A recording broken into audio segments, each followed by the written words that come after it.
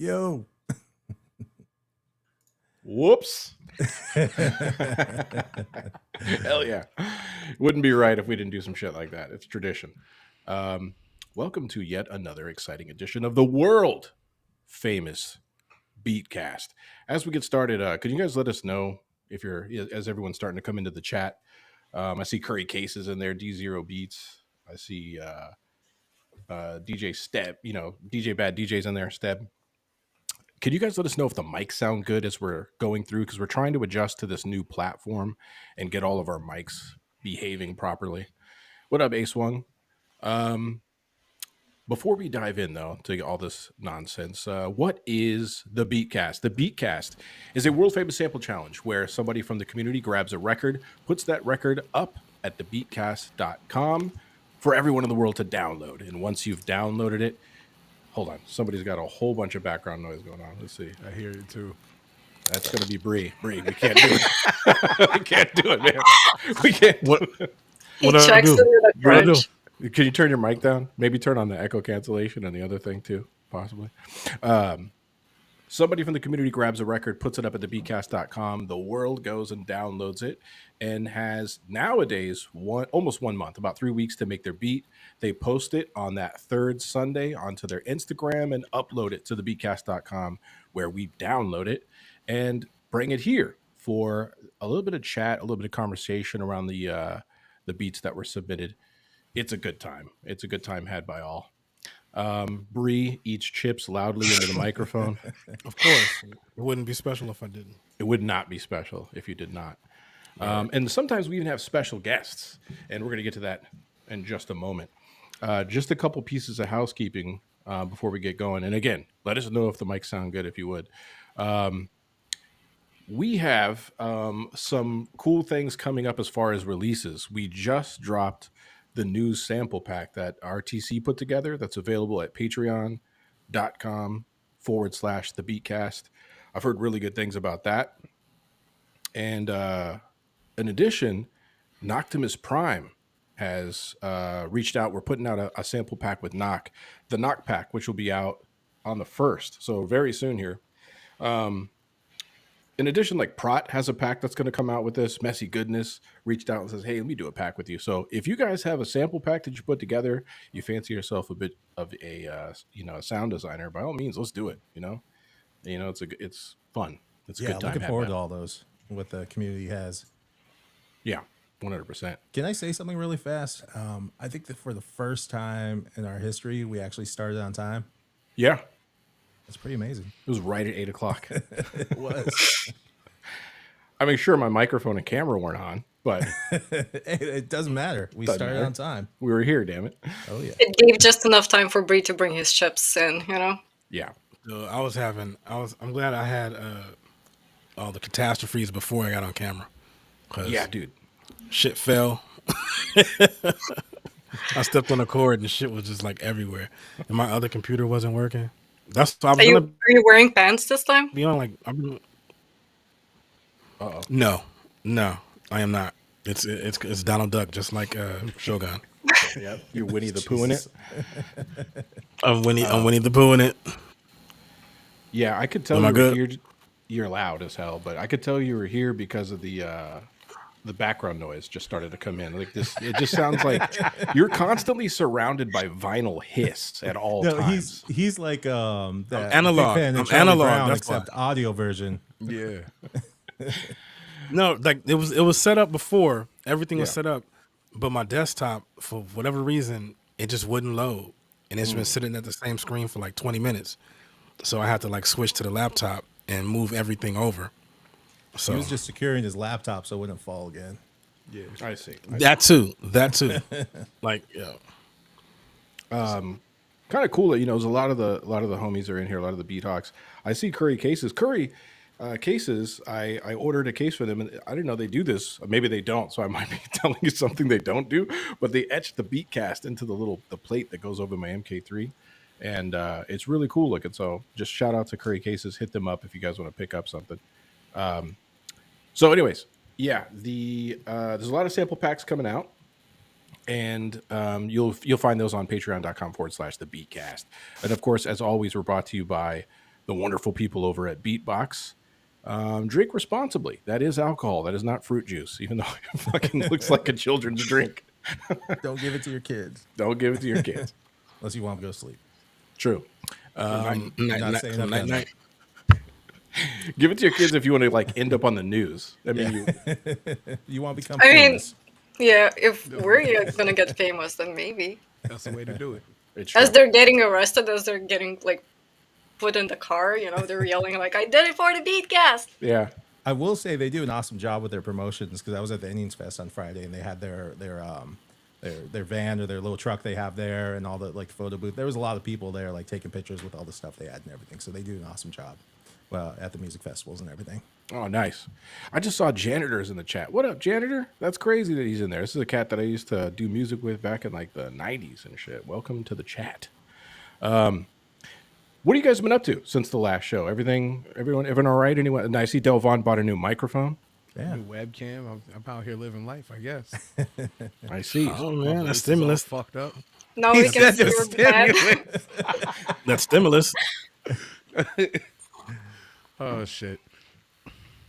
That's it? Nothing? That's it. I have nothing else to add. Nothing at all. And you didn't Well, use we did the first episode of the Rewind show. You Go, did go- do go that. ahead and let them know how you did that on the Super Bowl. Go ahead. Let everybody Well, know. I didn't plan the shit. It was the upper management. She's Canadian, so Yeah, And a wasn't girl. even watching. And the Damn. girl. I win. Yeah, they don't care about football. Canadians probably call weird shit football. That has nothing to do with foot or balls, I'm sure, right? Like rugby or like soccer and shit. It's foosball. They're like football. But you guys, yeah, that was a cool segment that you guys did. It was nice seeing some of the heads in there. You know, that show that she's mentioning is called the Beatcast Rewind. And it's kind of like hand-picked submissions from episodes past that, you know, it's not a ton of them. It's like 10 around that amount, as many you guys can fit. And they kind of just go into the video aspect because there's so many people that are like really going above and beyond with 1, 2, 3 camera setups, whole stories and shit that they put together. One that we always come back to is pissing with the door open, which is fucking ridiculous. That was such a great video. He has another one that I don't know if you guys remember where he was in a bar and it was something along the lines of like, don't talk to me, leave me alone or some shit. It was really good. Really good. Yeah, yeah, I remember that one. That was like season like That was. one. Is that the one where it says I shit my pants again? Like Imagine Dragons. Yeah, that's what it was. Was He's it? in the chat. He can say it. Yeah, Yeah, he'll it tell was us. like he did like an Imagine Dragons version of that song. Zilla's in the chat as well. Bree, did you just pick up an ancient scroll? I saw you pick up I did, so I Oh. can I can have some notes. writing of, bars. like- yeah, I'm forever the MC. Oh, I see. yeah, he's pulled it out of his backpack. You just wrote the first bar you write down is like, remember, you can still unrelease this track. Well, anyways, anything else of note that you guys want to dive into? My whole situation, I've just been fighting house stuff, you know, crazy shit happening at my house with pipes leaving my house, getting clogged with roots. So I'm not going to bore any of you with any of that. Anything interesting that's music oriented in your lives? Perfect. No, that's it. Bree's like, I got it fitted for an adult diaper. I'm like, oh, okay. Yeah. Oh, I started a master's program. That's what I did. Oh, that is Oh, cool. nice. Yeah. Yeah. So I'll be Dr. Modium soon. So You can change your name.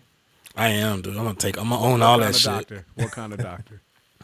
The kind that asks you to lay on my couch. There's no way. Hey, Is this like a Dr. Dre situation? is this a doctor? Which Dr. Dre though, right? Like which one? Yeah. Didn't we have a clip about this before? And it was like We a different did. guy, just Yeah. We did. Dr. Andre or something. Yeah. We absolutely did. But Bree, your mic is a little hot. You know what? It's probably not too bad. You're just real close. I know you like to get close to stuff, but neither here nor He's there. practicing for his profession. Leave him alone. He's doing Yeah. something, dude. Is it good? How is this? This is good. This That is good. That is good. I like that. I like that a lot. all right. Hey, and in chat, if you guys hear that our mics are too loud or Pause. quiet, please tell us. Pause. People, oh God, here comes the Dame Dash.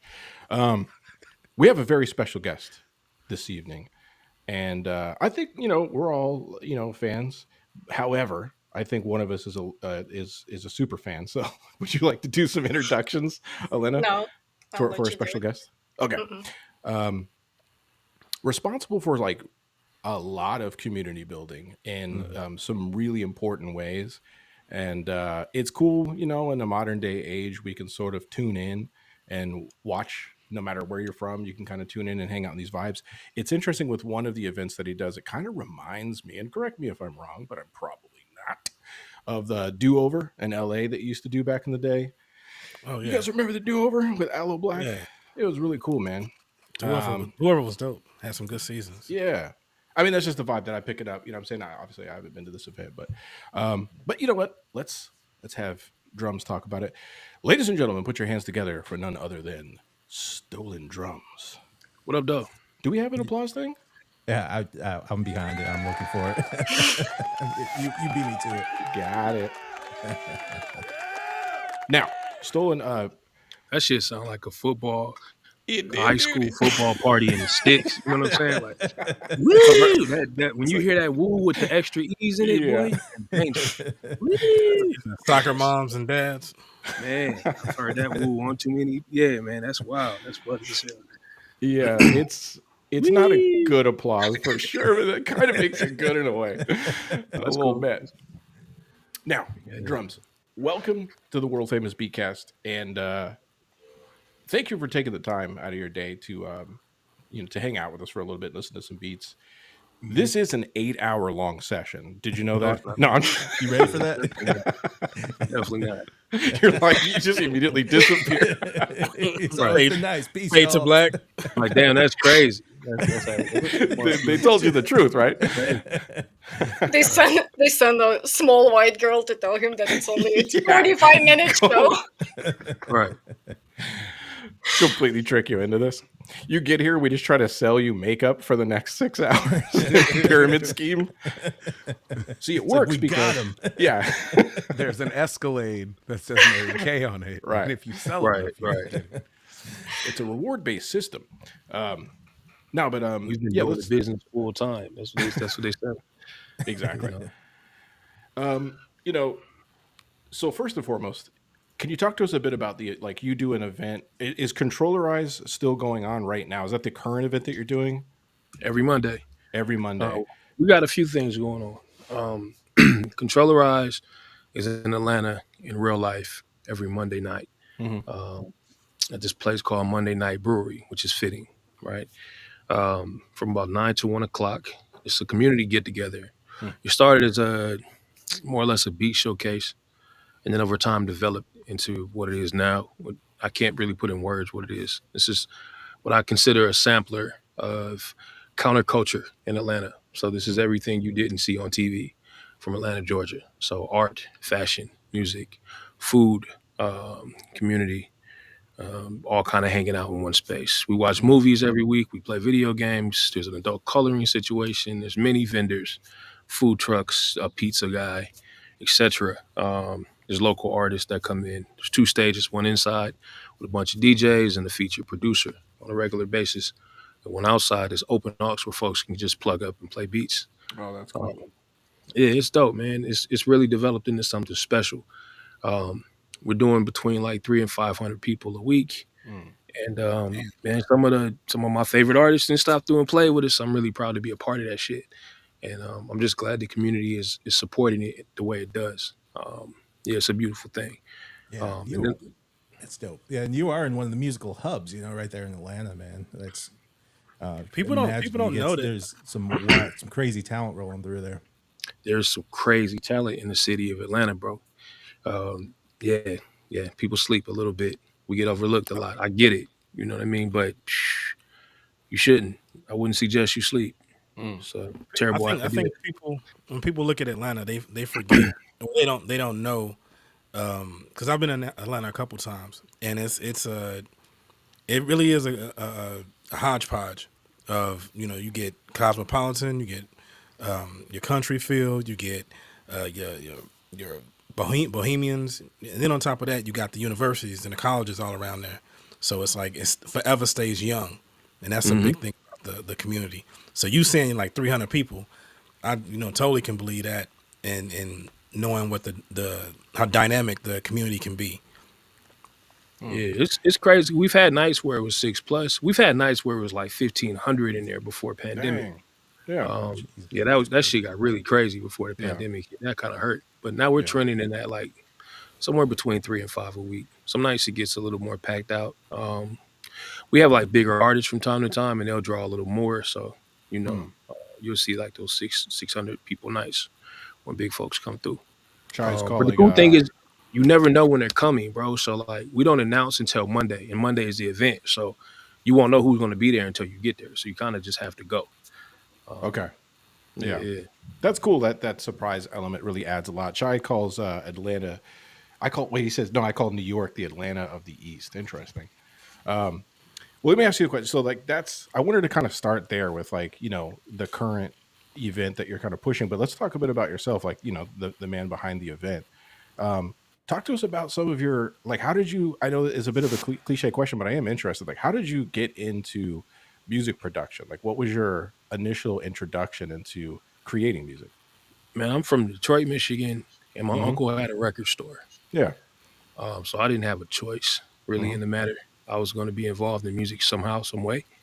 My mother's a jazz fanatic, you know what I mean? And my father's also a music kid. So like, it was going to happen.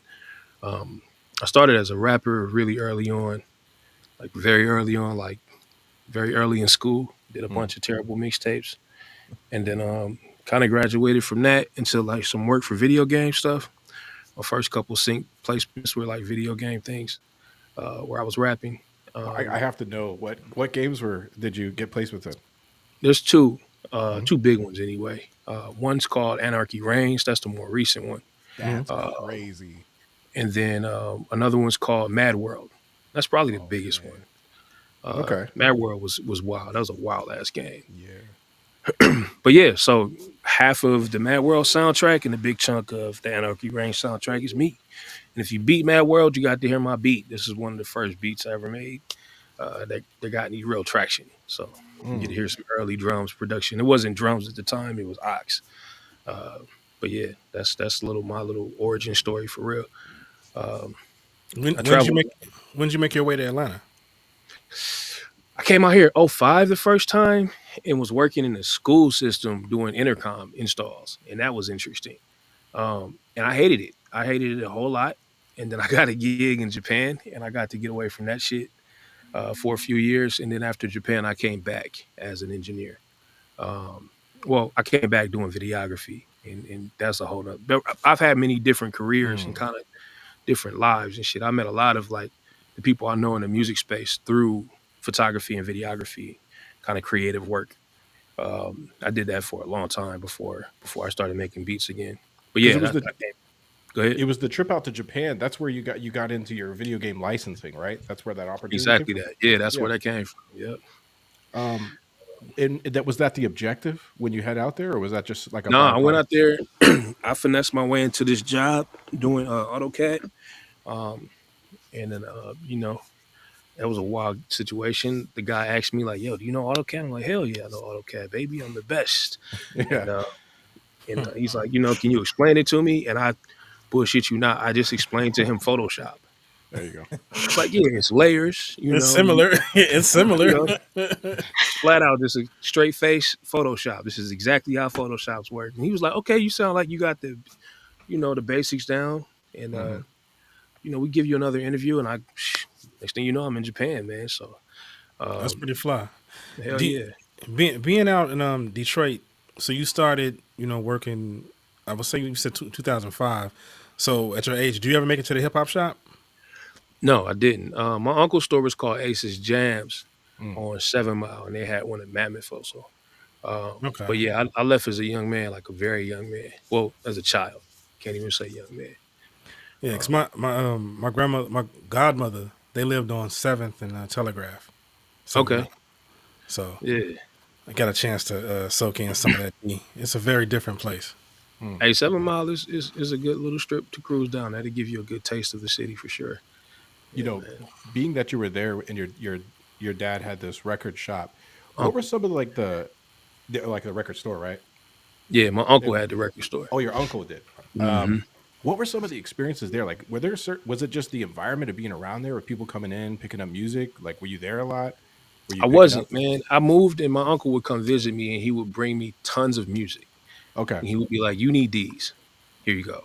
Yeah. He would drop off a pack, and I would listen to those and kind of absorb those. And he would come back. Did you like that? Which ones you like? Mm-hmm. Tell me about your favorite song from this, etc. And then these other ones. Mm-hmm. And so I had most of the music ahead of time. And then every once in a while, I would go visit, and we would drive around the city and do little missions and shit. I would kind of follow him around. Yeah. And so I got to see what that life was like, but I didn't really spend a ton of time in the store, just time to time. But it was just like him being in that world, uh, just really kind of, it kind of exposed me to a lot of really dope music early on, um, from a different way. Like every new release I kind of had, you know what I mean? Yeah. So, yeah. How'd Zilla you make asks. that? Oh, go Oh, ahead. go ahead. I was gonna say, how'd you make that transition then from producing into doing the sample packs and all that? Bro, so I've been an early adopter of a lot of tech stuff. Uh, it's been a pretty big trend in my little career. And the sample pack shit came from really seeing like Illmind and Frank Dukes do it early on. And I was messing with drum sounds and talking to my old lady. And she was like, bro, just do something, put it back out. I was kind of playing with the idea. Folks have been asking me for drums. I had like a specific little sound to the drums I was using to make beats and shit. And she was like, "Yeah, put it out. People keep asking about it, and you kind of keep talking to me about this shit. Do it." And I put it out. And me being a content creator before it was cool, that's some hipster shit to say. Yeah. I definitely had to shoot the whole video package for it and put graphics together and all of that. And at the time, there wasn't a lot of people doing that at all. And then I took a class on how to like roll out ads. A buddy of mine showed me how to do that. And the rest is history, man. So once I did one and saw like the return on that shit, that was kind of like, oh, it's my new job. Like, Yeah. you know what I'm saying? Yeah. That's crazy because there's so many sample packs out there, and how you're Now, able yeah. to stand above what everyone else is doing. It's got to be tough to. I mean, you already have the talent and you have that sound, that people are looking for, but it's got to be tough to like really stand out these days. Yeah, it's a hard game to get into now. Mm. When I first did it, it was like I'm on IG. This is my kind of vehicle, my main vehicle anyway. And so I was producing content at a very high level. So it was really just me and Timberland that had videos that looked like my shit at the time. Most other people had like stuff that was cool, but these are folks that would normally hire me to shoot the videos. You know what I mean? So I had the cheat code, if you will. And so my shit looked like it cost way more money than it did. You know what I mean? Yeah. And so it's just right place, right time. And I would just take my hardest beats that I had at the moment, and that's my ad. I'm not like making, you have sloppy. I'm not doing that shit. I'm making the hardest beat I can possibly make, and there's my ad. So, Yeah. that's The kind of how that Beatles worked speak out. for itself, pretty much. Facts, but most people Can, were doing like these talking head pieces, and I was Yeah. like, just put some hard ass beats up, bro. Like, Yeah, what you can do with can it. I think like for me, what set you apart before I got into the whole beat industry and like kind of understood what it is, I was just like on YouTube and I found your stream, and it was one of those where you were still like in like this other area that you were, and you were like jamming with a bunch of friends or something. um it was the whole thing that you were just like having a good time, and I saw like people were coming in and out of your place and you were like doing music, and at the same time you were able to like connect with the community in a way that I've never seen before, like that was like way back in the beginning, I don't know, like 7-8 years ago. And I was watching the video and I was like, how are you able to produce music that was like sounding the whole time? It was like, something that you can like put on and like kind of forget about it, like in the background. Because a lot of the producers, when they do music, they tend to like cut in between their shit, and it becomes like, for a regular ear, someone who's not into beats, like it becomes annoying, and your shit was like always playing in like kind of like a smooth mood. And that's what kind of like set you apart for me. And then I feel like the idea that you were like so into the being a part of the community, like always responding to every single comment, even though you were doing so many things at the same time.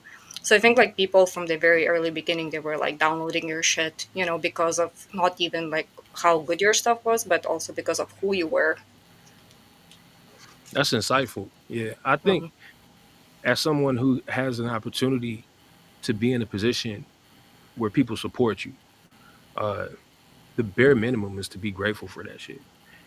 Um, and I think, yeah, like I don't take any of this shit for granted. So like, if anybody likes some shit, I'm like, thank you for doing that, bro. Like you didn't have to do that. Um, that means a lot. So for you to notice that is dope. I appreciate that shit. Thank you for that. Hell The yeah. one thing I wanted to ask, as far as influences, like, do you have any notable, just a few, like off the head, any notable people that are really influential to you? On the music side, Yeah. so many, it's ridiculous. Fuck, it's so many people. Obviously, Dilla Wright and Madlib, and all the guys in that space, but also Idris Muhammad and Leon Ware and fucking George Benson, um, and Marvin, and uh, I I consider was, Leon Ware. yeah, that's the man, bro. Like, Yeah, come I on, think he's kind of slept on. The cats yeah, don't mention him more often.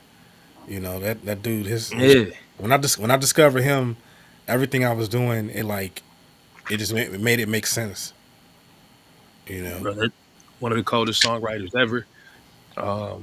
And super versatile. He didn't work with folks from Brazil and from here and from everywhere else.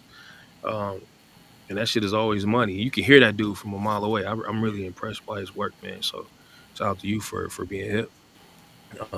Mizell Brothers, CTI Records, fucking man. There's so much musical. It's infinite, right? Like you can. Right. It's kind of hard to list all your musical influences. I'm influenced by everything, honestly. I remember when I found like all the like quote unquote lo-fi beats like for the first time when I found like Swarvy and Knowledge and Iman and all of them. And Yeah.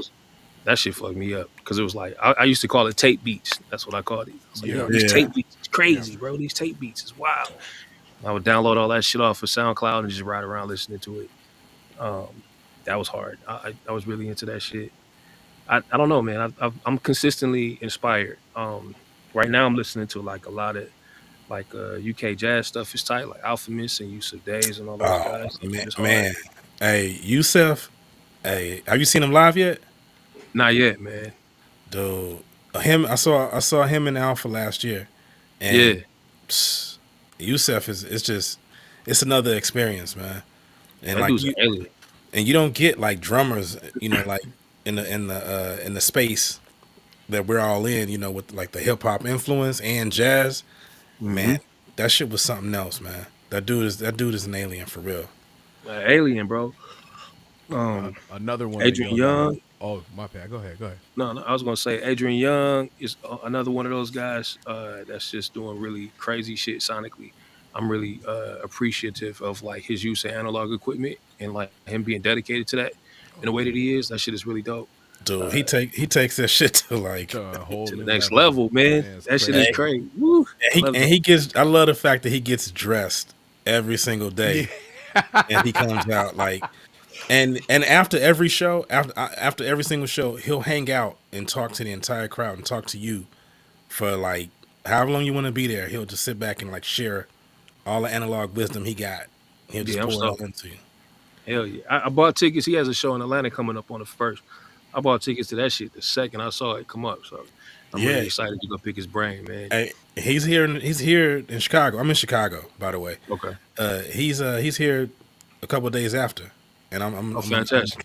and it's a small room, so he do them small rooms, so you can get up close and actually chop it up with him. Real cool dude, real Hell like yeah. he gives time. But I wanted to ask too, as a visual artist, because I mean that's another component to where you are. Like, Hmm. how do you or what are some of your influences, or how would you describe your aesthetic from that perspective? Because seeing it, like I'm seeing that as well. Inside Yeah. your sound, because you have a There's a, visual sound as well. I appreciate that shit. There's a lot of I have a lot of interest in like kind of like analog photography and cinematography. So part of me is always looking for like a filmic feel. Um, there's a lot of it's hard for me to say like a specific director, right? You got the Wes Andersons and the Coen brothers and all of that good stuff, and that shit is cool. Um, there's certain films that kind of resonate. You know, I just I don't know, man. I think the biggest kind of overarching theme for me is can I create something that feels polished and produced like the whole way? Uh, can I create something that feels like a finished piece? And then like you're looking at it wondering if it was pre-recorded, is this a film, is this a short?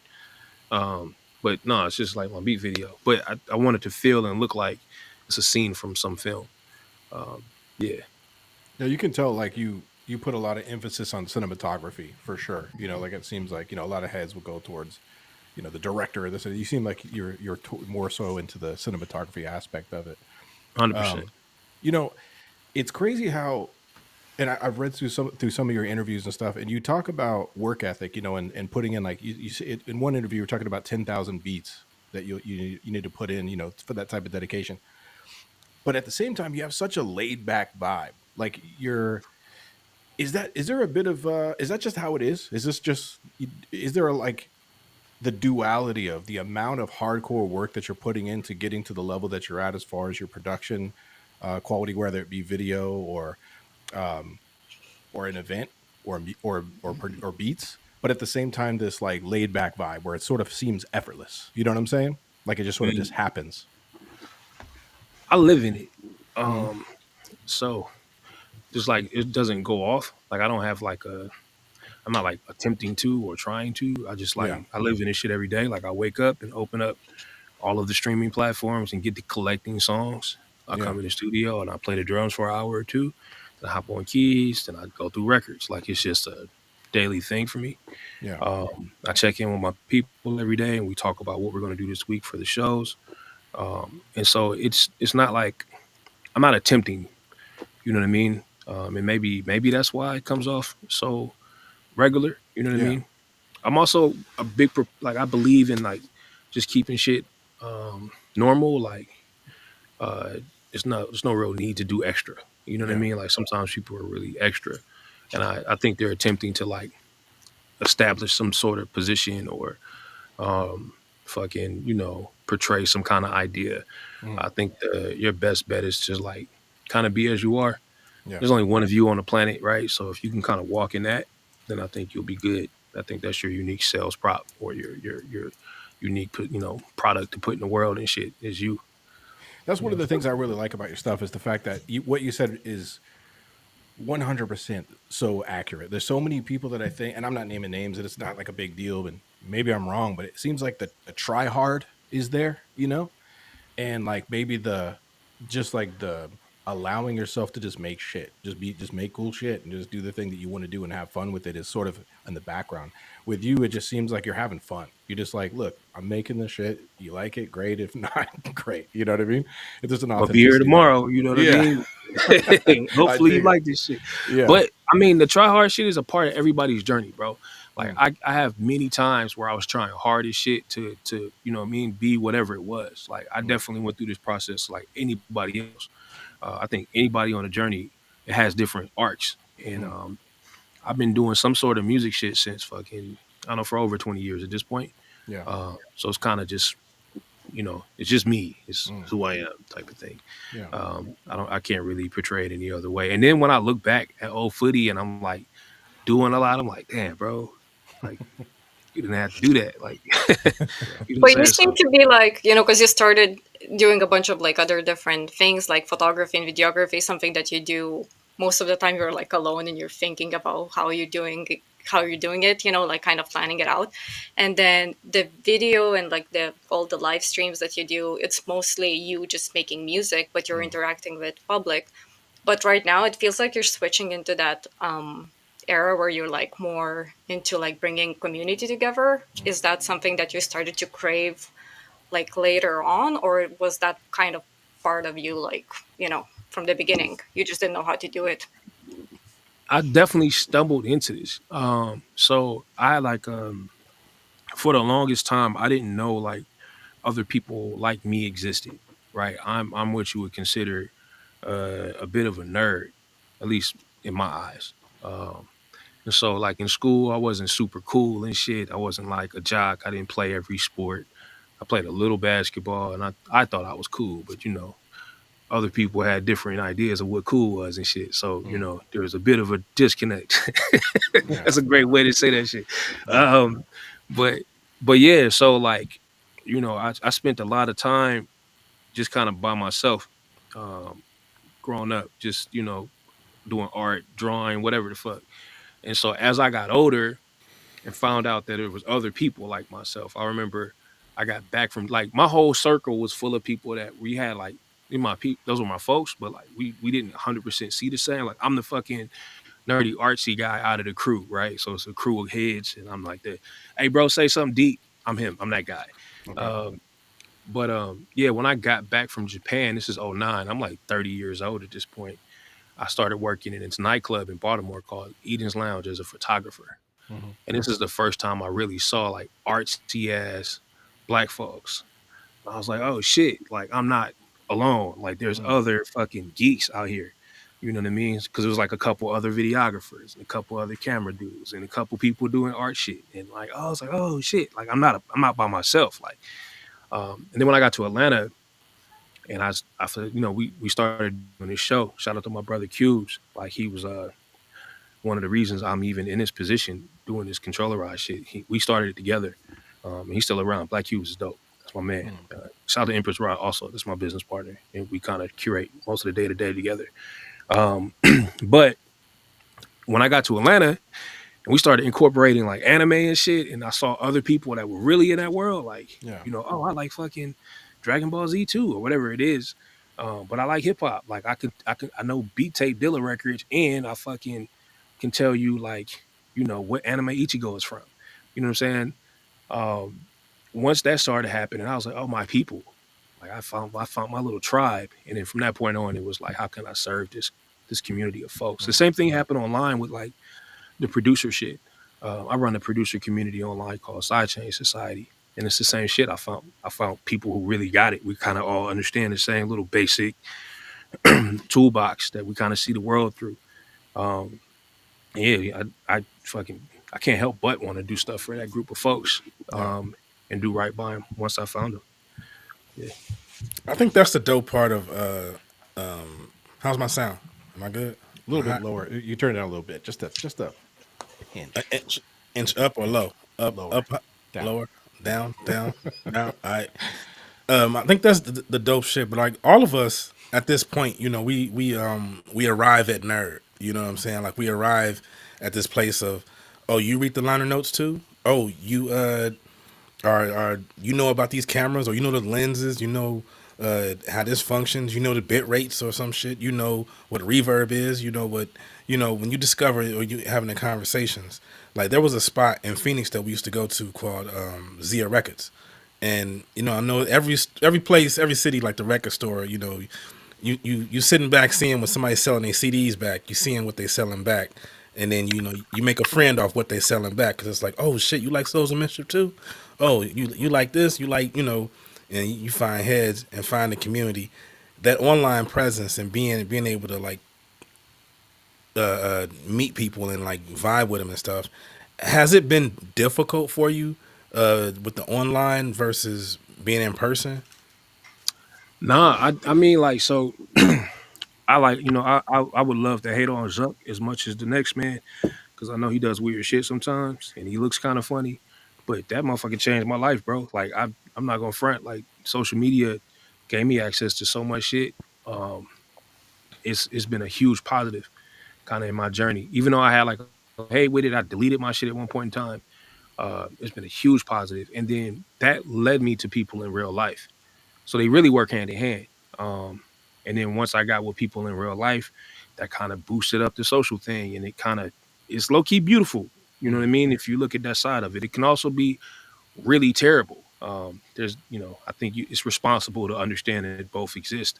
But yeah, it's been a very positive part of my journey. Um, yeah, Well, as we dive, let's dive into these beats here in just a second here. But before we do that, because we'll still talk a bit, with you as we play these beats in between. But one question from the crowd: Zilla asked, "What was your rap name?" Ox. Ox. OX, baby. I was like the #1 rapper in Japan on MySpace. That's how long ago that shit was. I had like Nice. fucking 20 million plays and shit in MySpace back in the Oh yeah. day. I bought half of them shits, but I was up though. Isn't it funny how the most producers you find out we all started out as rappers and they realize, nah, that ain't That's how it not about works. that. What Every you become producer is a rapper. you become a producer out of necessity, Yeah, and then you're the like one that knows how to work the equipment. right, and then like 100%. Yeah. you can't depend on people, and then you start making these connections, and it's like, you know what, I could do what you do, man. Like And then because we're the nerdier ones out of the crew, we end up being that dude. right, Fact. right. Bro, Like, everything like HTML, CSS, fucking videography, graphic design, all of that shit is because I wanted to rap. Mm-hmm. yeah, Yeah. yeah. That shit was like, 'cause I mean, just like Alan, by necessity, you learn how to do everything in the crew because this guy's a weed head, this guy's a family man, this guy Right. works, this guy does that. So it's like, one of us has to know how to work the equipment. One of us has to know how to build or DIY our way through this shit, Yep. and figuring it all out. Because that's how I got to like the whole nerd space of like, because I went to school for photography, and getting in that environment that opened me up more so to community and a variety of people that are out there, like, because of course your mama gonna tell you there's always gonna be somebody like you, there's always gonna be somebody like you. Like, I didn't find no black people that was like, or black dudes that was really into hip hop and into the nerd shit that I was into, and jazz and reading liner notes, until I got to school and I was like, oh shit, community. It's cats and stuff. I can sit in these dusty lounges and like, vibe off of it and know the labels and shit I'm looking for and shit. That was some wild shit. That's the beautifulest thing, bro. Shout out to Keith Murray. Yeah. Fucking, I got a show on Wednesdays now that we just started. It's called High Bias, because tape. Also, we're picky, which is dope. Double entendre. Anyway, fucking High Bias is 4 hour sessions, like full out, and we do one specific genre each session. The first one was CTI records, 4 hours of CTI. The second one was Brazilian shit, Brazilian jazz, 4 hours of that shit. The next one is Japanese jazz and funk, 4 hours of that shit, flat out. And usually vinyl and digital, I mix. But he'll sit there and we all want to hear that shit, bro. It's just a room full of 100+ people just sitting in there like, yep, play me, you know, 4 hours of this shit. Play me 4 hours of Japanese jazz. That's No, how 8 hours. I was So about to cool. say this sounds fucking amazing to me. bro. Can we all Hey, go? Can we do a field trip? Yeah. hey, Pull up. I'll say this. Being in Japan, everywhere I went, every single place, whether it was a store, a restaurant, a little hole in the wall, the music was like just top tier. Everything was curated. It felt like they knew I was coming. He was home. Oh man. Dude. Where'd you stay at in Japan? Osaka, Kyoto, and Tokyo. What, So I what year did- was you out there? just last year. I just went out last year. Okay, This you dude popped was out. sending us messages fucking every single Yeah. day. Like, yo, y'all would trip out if you knew about the music that was getting played right now. It was fucking hilarious. Hell yeah. You talked to you popped out Jazzy Sport. You talked to him while you was out there? Nah, I didn't, man. I hung out in was it Milk Street? The Super Milk, up in Super Milk. Okay. But nah, I didn't, man. It was like once we got there, because like some shit got fucked up in translation, so we just kind of went with the flow for the rest of the trip and Got played the tourist role half the time, and it was cool vibes. But man, it was like when we got a chance to like actually like participate in the culture, that shit was just in the local scene. Being It's around his out there, boy. Yeah. it's like it's man, Kyoto really changed my life, man. Yeah. I'm really it's some dope shit, man. They got no what's trees it? there Table now. Beats out there in Kyoto. They do Yeah. that shit. Yeah, And then Jazzy Sport out there in Kyoto, and then fucking that Loser record store. There's some shit out there, bro. Like I went out there a little. My first son was born in Japan. I used to live out there, I stayed out there. Well, obviously, right? We had this conversation already. I stayed out there for a few years, but it's some hits out there. They take that shit very serious, bro. I was very impressed Very, with it. very serious, and they humble about their seriousness, man. It's like Mhm. it make you feel good to like just sit there for like, it's like, damn, 2 hours didn't pass, and we've been sitting here in a. I mean, even the chain stores and shit. You do like, damn, this is way too cool, too the aesthetic and everything. Yeah, yeah. Man, I'll be back in the fall. out there. What's your favorite record store in Japan? Um, there was one in Kyoto that we went to. I can't remember the name of it. We went to Super Milk 2 in this big ass mall. That's Okay. where I picked up that's where I did the video for our one of our sample pools. But Super Milk but the other one was a real dope one. So there's this bar in Tokyo, and the guy at the bar told me where to go in Kyoto. And JBS. I think that was it. I think that Okay. was it. Cause you know how it is on the trains there, man. When you going down 6, 7 flights of stairs and like the crowds and shit moving back and forth. Right. But it was there because we got tossed around because we were supposed to be at this museum one day, and so we had time. So we was making time to loop back around because I was also trying to get make some inroads for photography while I was there. Gotcha. So I can show some work while I was there, for in the next year or two. So I was really trying to, bring that together as well. So, but it was a vibe off some records and shit, man. It was, man. Like, it's somewhere everybody has to go, man. You Everybody gotta has pop to go out. there. I like Disc Union in Tokyo, and fucking my favorite spot is probably Face Records. It's a little Okay. duck off spot in Shibuya, and that shit is what fucked me up about both of these record stores. What's up? You know that one? Yes, They we got went one up in New to York Shibuya. too. Yeah, We went to there in Shibuya after because she got mad at me because I kept wanting to go to Uniqlo. that's hilarious. That's hilarious. Yeah, Face Records in Shibuya got some shit.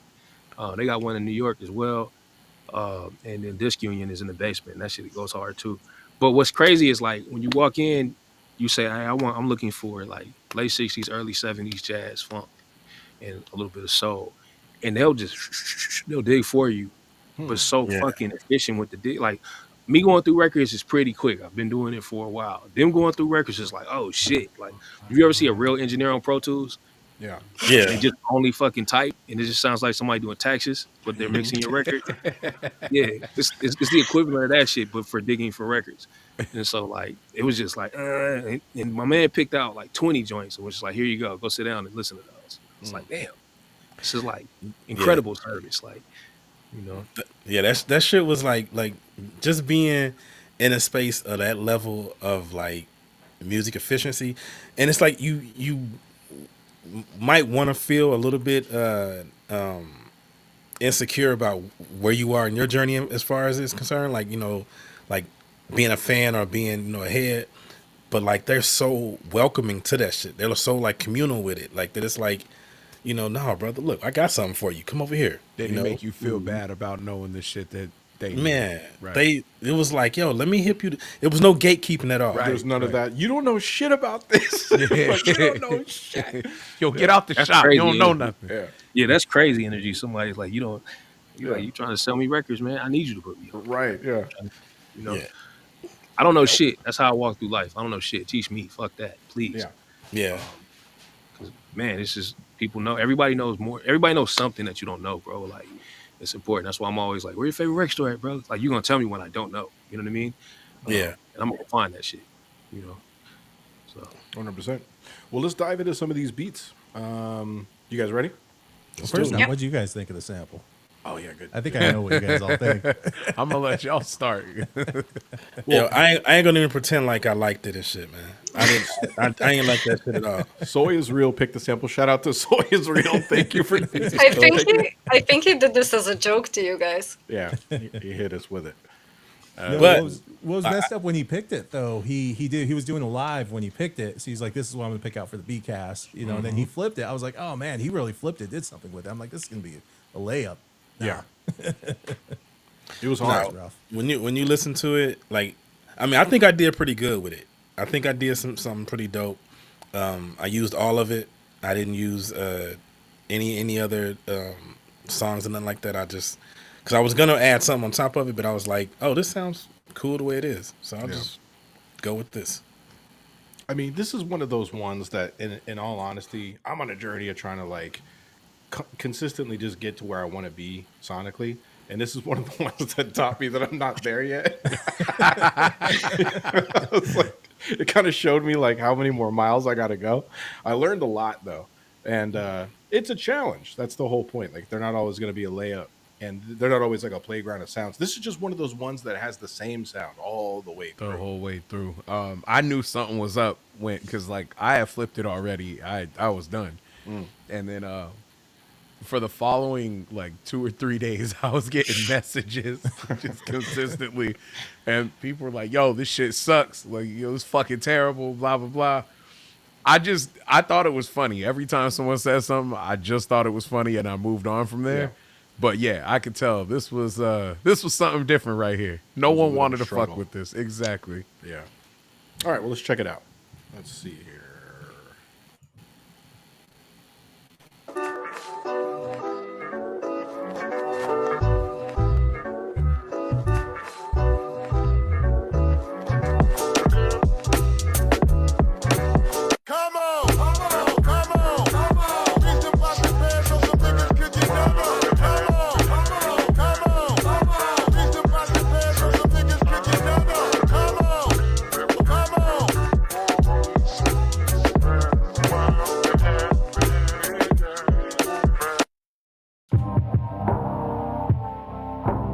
We all gotta mute our mics.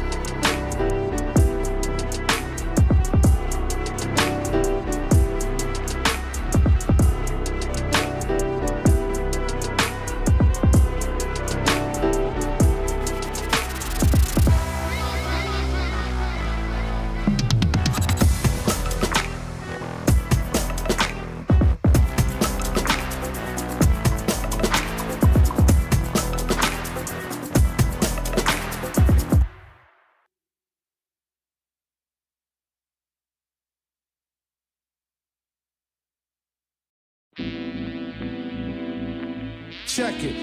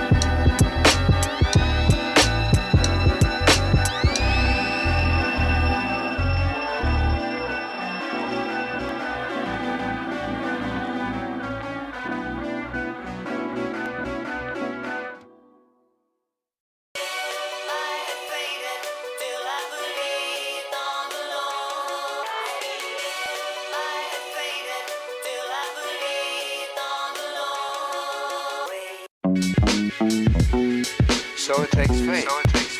It takes faith to wait upon God. Let's think about it for just a moment. What are the requirements for waiting upon God? Because there are requirements. Well, the first one is this. And that is, I have to trust.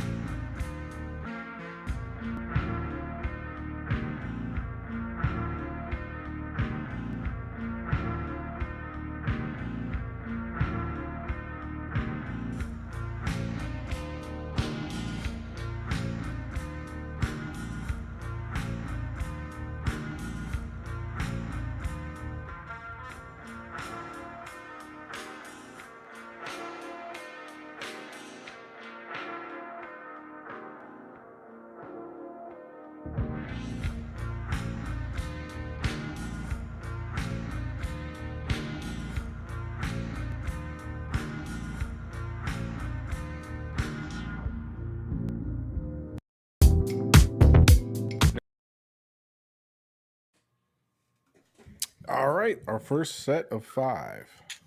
Hell yeah. This time I have it set up to where we can remember the names a lot easier. RC Peters up first, who's on an absolute tear lately. Yeah, he's been doing a lot online too, and getting his name and beats and everything out there. Speaking of which, I'm glad you mentioned that. This show is produced, and huge shout out to RC Peters. He's subscribed to our a ridiculously high tier on our Patreon, which is just such a nice thing to do because it really helps out. So shout out to RC Peters at RC_Peters_beats. Thank you very much for supporting us, man. We do appreciate that. And we really like your beat, and it's not because no, this shit was dope. This is gonna be obscure as fuck. It reminds me of there was a game called The Death and Return of Superman. So it reminded me of like a flip based off of that. It's like some real dirty, grimy sounding shit. And shout out to him too, because like that motherfucker is a shoe head. He's a shoe dude. So anytime I post about shoes at all, me and him be talking about like all the new releases and shit. Shout out. So to him. whenever he's not responding to you, just send the shoes to me, right? Correct. And then Okay. I'll bitch at you about how the fucking Nike is fucking up with women exclusive releases that are dope as fuck, and then just us as men, we just can't get them shits. It's bullshit. And But that's why Delvon only wants to rock the New Balances now. Like Nah, you and Bree. no, we've had that talk. I don't give a fuck how old I get. I'm not no New Balances over here. I ain't you doing take it that easy shit. on the old guys. We used to wear the shit out of that back in like 96, 97. No. Hey, and They're great. in Baltimore, DC area, New Balance go crazy. Yeah. I know they're popular as a motherfucker. I get all that. I They've been just popular. Yeah, I- In Vancouver, everyone's wearing them in Vancouver. All the chicks are wearing them. and y'all listen to Drake too. Anyway, what me so and Bree I started? just that's fun. nah. I understand it. I know they're comfortable. I know that they used to be cheaper. Now they cost more. I get all that. I am not subscribing to being a stepdad. I'm just not doing it. Like, I'm not calling people sport or champ or fucking rocking my hands in my pockets when I go grocery shopping. You can call me a hater all you want. I don't give a fuck. That's I ain't doing hilarious. Yeah, I feel like these are very specific models of New Balance. That Yeah, you know what I'm saying? I'm cool on that shit, man. I want to give a shout out to RC Peters too, because on his YouTube he did a review on the Beatcast 8 a.m. yeah, he did sample do back that. as well. Yeah. So yeah, he really did so drums like what RC is doing. He's really diving in on the sample packs, and like basically going like piece by piece in there. Every like he listened to every single thing on there and talked about it and made a beat about it. So he's really, as opposed to some of the guys out there that are reviewing them just do a quick beat or something like that. Like he's actually really diving into, so you know what you're getting. That's cool. Hell yeah. That's tight as hell, man. Shout out to And bro. then Threatnique came in with a really dope piece. You know what? I was wondering, where is Threatnique from? Is he from Australia? I think it's Australia or New Zealand. Okay. And don't they get mad if you mix them up? Like, Yeah, I don't know. They both sound like places where they all have big ass Australia. creatures. You know what I'm saying? Like Yeah. spiders and animals and all that. Like I imagine both places have really large spiders. I don't know why. I know Australia does. I'm not sure about New Zealand, but same difference. You better give him shit like you gave me shit about Latvia and Lithuania. Yeah. He Yeah. doesn't know where the fuck it is. Well- Yeah. There's no way you can mess those two up. It's true. I don't know if I think I said Latveria, by the way, when I was on that radio show when I said where you were Oh. from. That's fucking weird. Latveria. You just, just You was- made it up. Doctor do my name. He was like Transylvania. I fucking said a made up thing. He's like trying to shout me out, and he's just making up a country that I'm coming from. Yo, shout out Ellen. She from Castlevania. You know what I mean? I fucked that up so bad. I'm like, she's from like Latveria or some shit. I think she lives in a castle. I don't know. I blew it. Nate Diggs was next, right? no, Delvons was We can skip yeah. over that. We ain't Yeah. Well, No charity. No charity here. Ah, shit. I was just gonna say real quick about Threatniques. I do love that it had like a gritty saturation to it, like a little bit of a dustiness to it. That, But it that still sounded clean. It was crazy. Yeah. yeah, it was a good mix. Yeah, it was nice. It was very nice. Delvon, you now that sound, and I don't know what the fuck I'm talking about. It is what it is. Was that from Rocky? That sound? I know that you guys are gonna tell me. No, it was Summer Madness it sample? was Summer Madness. Nah. I don't fucking know anything. I'm an idiot. Summer Madness is one of them records, bro. Yeah. That's Yeah. got to be in your fucking 101. Yeah, You that was know a what I dope mean? idea. It isn't for me. One of One of I those, was like, man. Look that oh. boy up. I mean, Also, I know. Winter Sadness is another one that has Yeah. a very similar feel. That's crazy. Yeah, dope as fuck too. Yeah. Nah, that just the sample's repetitive as shit, and I knew immediately going in. I was Yes. like, if I do something, I have to let me fucking turn it a different way that I don't think anybody else is gonna go. There's Because just you sent it to me, you were super proud. You were Yeah, like, yeah. I killed it. And I was and it telling sounds good on everyone else. fucking again, Zilla. If you're listening, please send me the fucking blueprint to making my shit sound good on videos, because I've played this shit in the car. I played it on headphones. It sounded great. Y'all played it on here. It sounded fucking terrible. So Send it that's to my me, fault. dude. That is It my sounded fault. good to me. Yeah, it Sounded sounded good, great, man. Yeah. Yeah, no, just the it was genius. Like thinking that Summer Madness would even work over that sample. It's crazy. Yeah. Appreciate that. It was good. Yeah, though. layering's a lost art, as they say. So that's what's up. I've been. That's man, funny. I've been trying that shit. I just saw a video. They were talking about how layers and how to layer hip hop and how that evolved and changed hip hop and the way that it's digested now, and that cats now don't even know. You know, it's like it's commonplace. It's normal to like, but at the same time, I don't think people really use multiple samples like they used to. Hell no. Yeah. They definitely don't. And that shit crosses over in many ways. Like if you ever once you get in the engineering space pretty deep, you find out that they layer everything too. Yeah. You know, they just duplicate each sound 50 times and make different layers and do different shit. Yeah. Even miking drums is layering drums on some hip hop shit. You're doing the same thing. Like you got to pick what mics to go in what place to do what thing.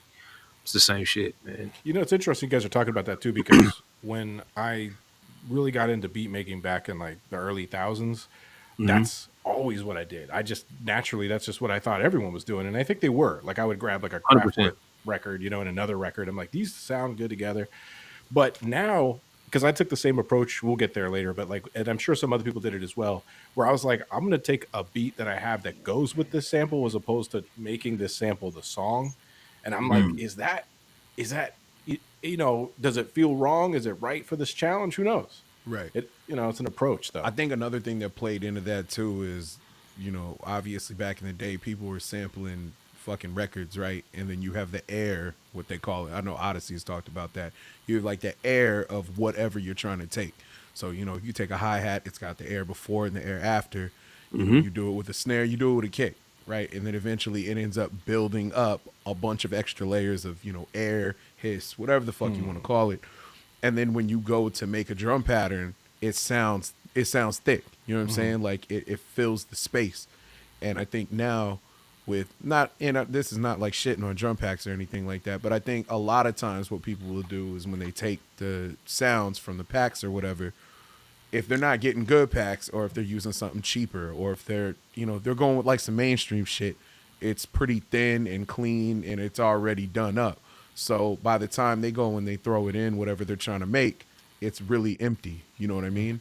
And a lot of people I've noticed, especially with like like on the trap end, and I'm not saying everybody obviously, but when you listen to some of those records, it's almost like they don't do something to the entire drum channel, right? Like it's like they'll use just the individual sounds and then they kind of EQ the rest of it rather than just EQing the drums as, you know, like together, making them stick and then building from that. But I don't know, man. Like as far as like layering shit, you want there to be like a full sound, and that's kind of what I've been going for, especially lately. That's what's up. I think I'm blaming this shit on computers, bro. Yeah. But I think computers gave you like this visual access to stuff, and when you had to listen, it was just like I need more bass, especially if you're on that MPC. Like Yeah. you're not about to turn the bass up. If it's just you, that MP, and a bunch of records, I need more bottom. Right. You're just gonna have to pull out that drum record and find another kick that has more bottom and later that shit. Yep. You know what I mean? Same thing with the snare. That snare dull as hell. I need some top. Better fucking dig through there and find one with some top and put it on top of there. And I think that just gives you a feel. And that shit is dope. That's I think I what do you call this shit? I equate that to like hip hop in a way. And so when I hear that sound, when I hear a bunch of layers on top of each other, I'm like, yeah, that's that shit. That's like that, you know. I grew up on this like type of thing. I respect what's happening now too, like because you know whatever progress.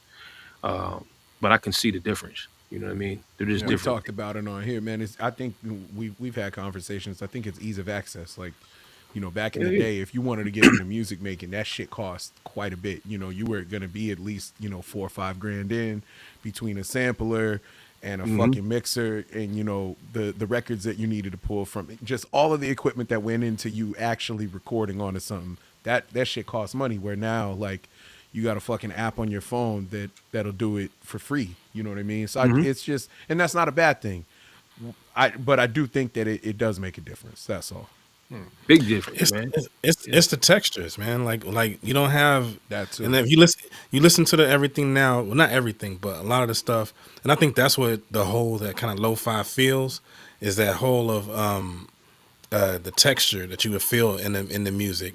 And you don't have a lot of fans of music anymore. You don't have people who are listening to whole albums because you had to listen to a record. You had to listen to this shit all the way through, or a tape. You had to listen to it all the way through to get to where you wanted to get to, and then it was a commodity, so you couldn't, you know, you would fuck up a tape rewinding it and shit.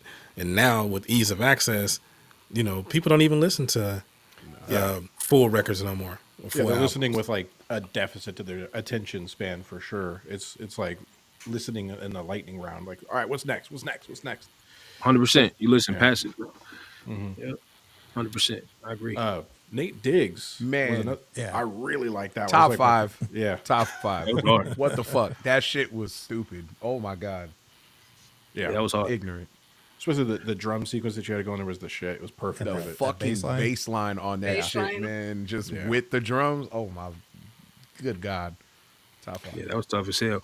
I really I remember like we've done like a couple beat contests, you know, in community before. And we were doing this exercise where we were saying like what university did this producer go to? What university did that producer go to? Not to say that they're like, you know, 100% like this person or 100% like them, but you can hear influences and shit.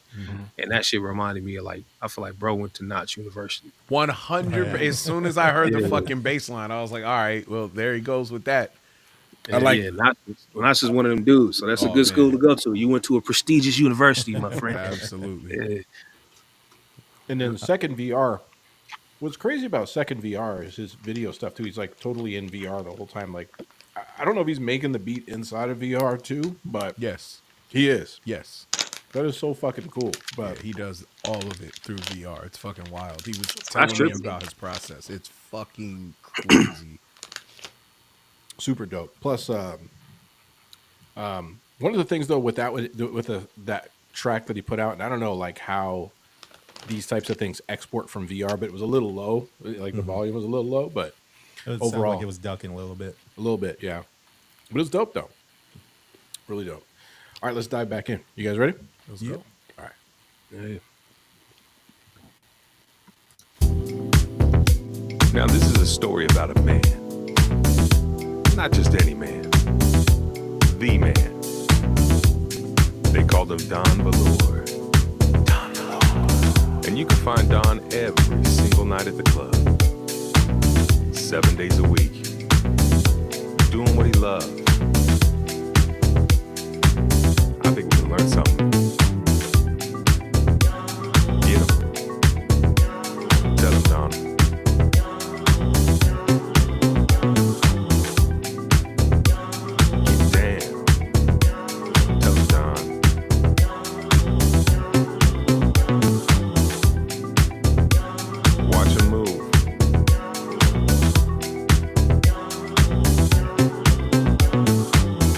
Now there's something special about Don, and there's something special about you.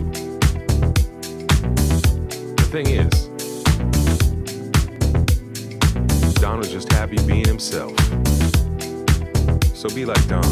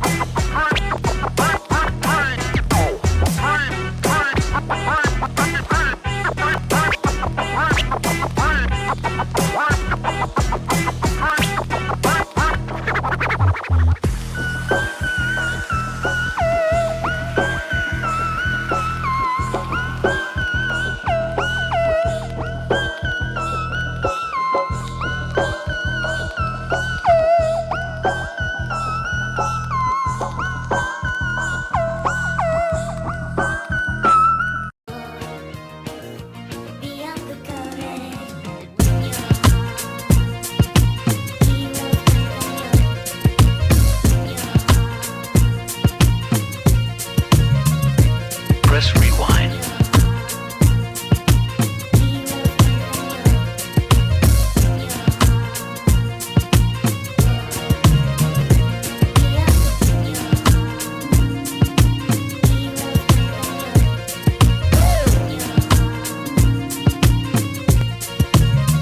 Let's go.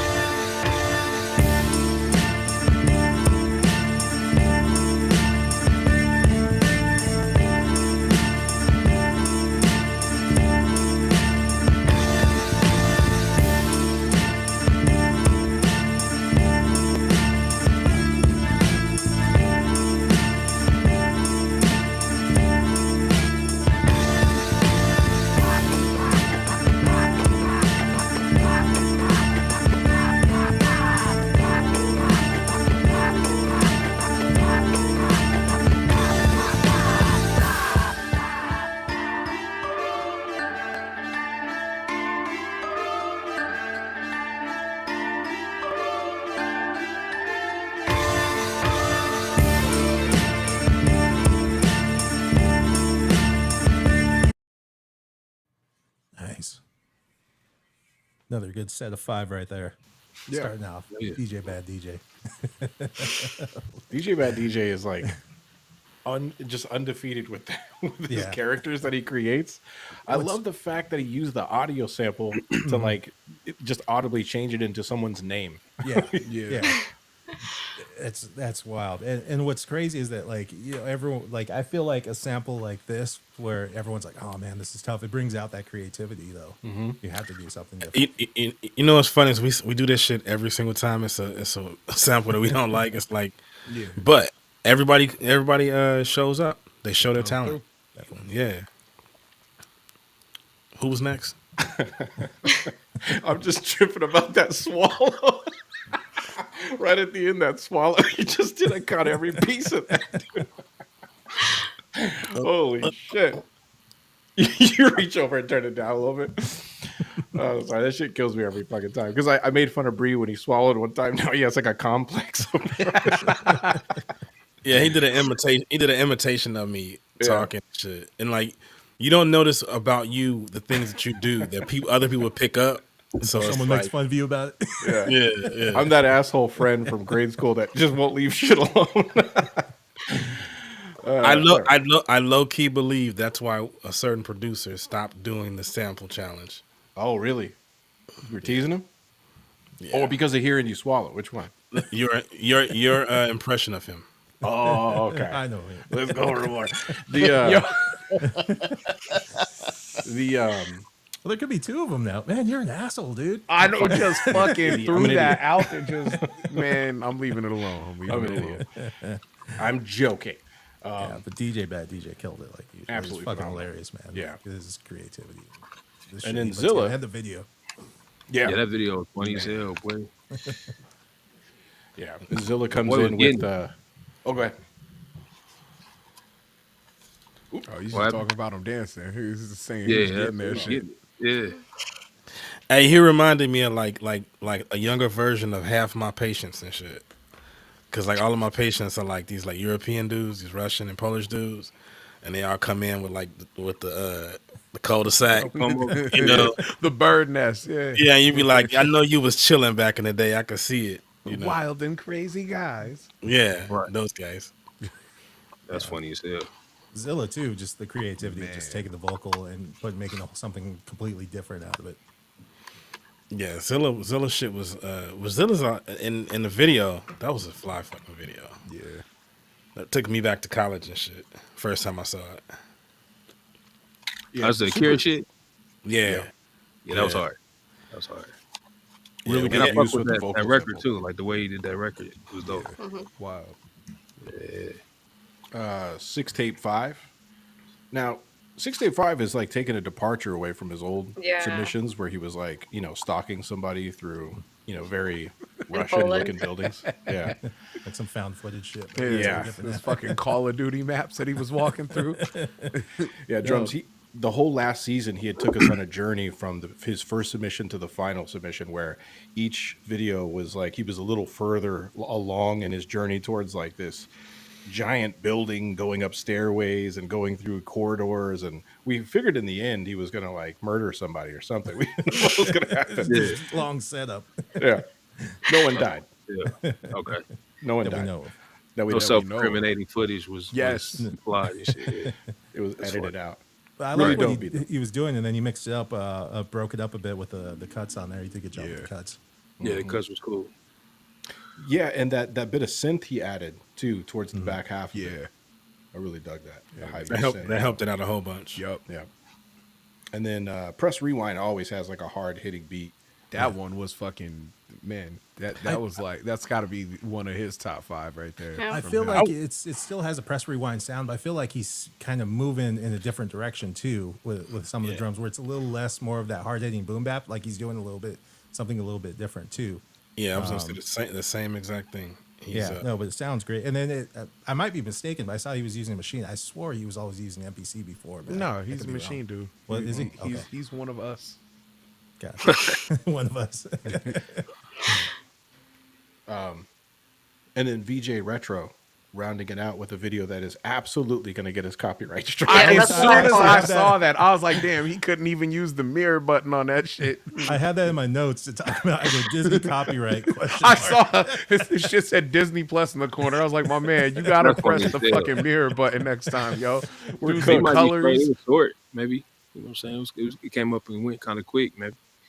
Yeah, Yeah. I'm gonna auto blur that when I put that video together. Yeah, you're gonna have to. You got to put that one little ass line in the middle of the screen, like people Yes. use. Yes. You see now too, like they'll put that line and it starts doing this shit. You Yep. know? Yeah, That's funny as hell. it works. Really good beat though, VJ Retro. Really dug that one. Yeah, it's fly. The way he chopped up that guitar synth thing too. Yeah. It matched. It matched the fight. Yeah, very well.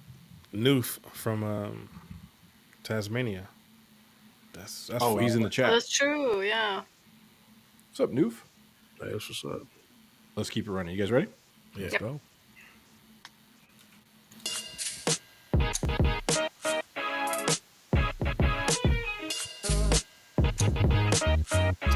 Oh, we got to mute. I forgot.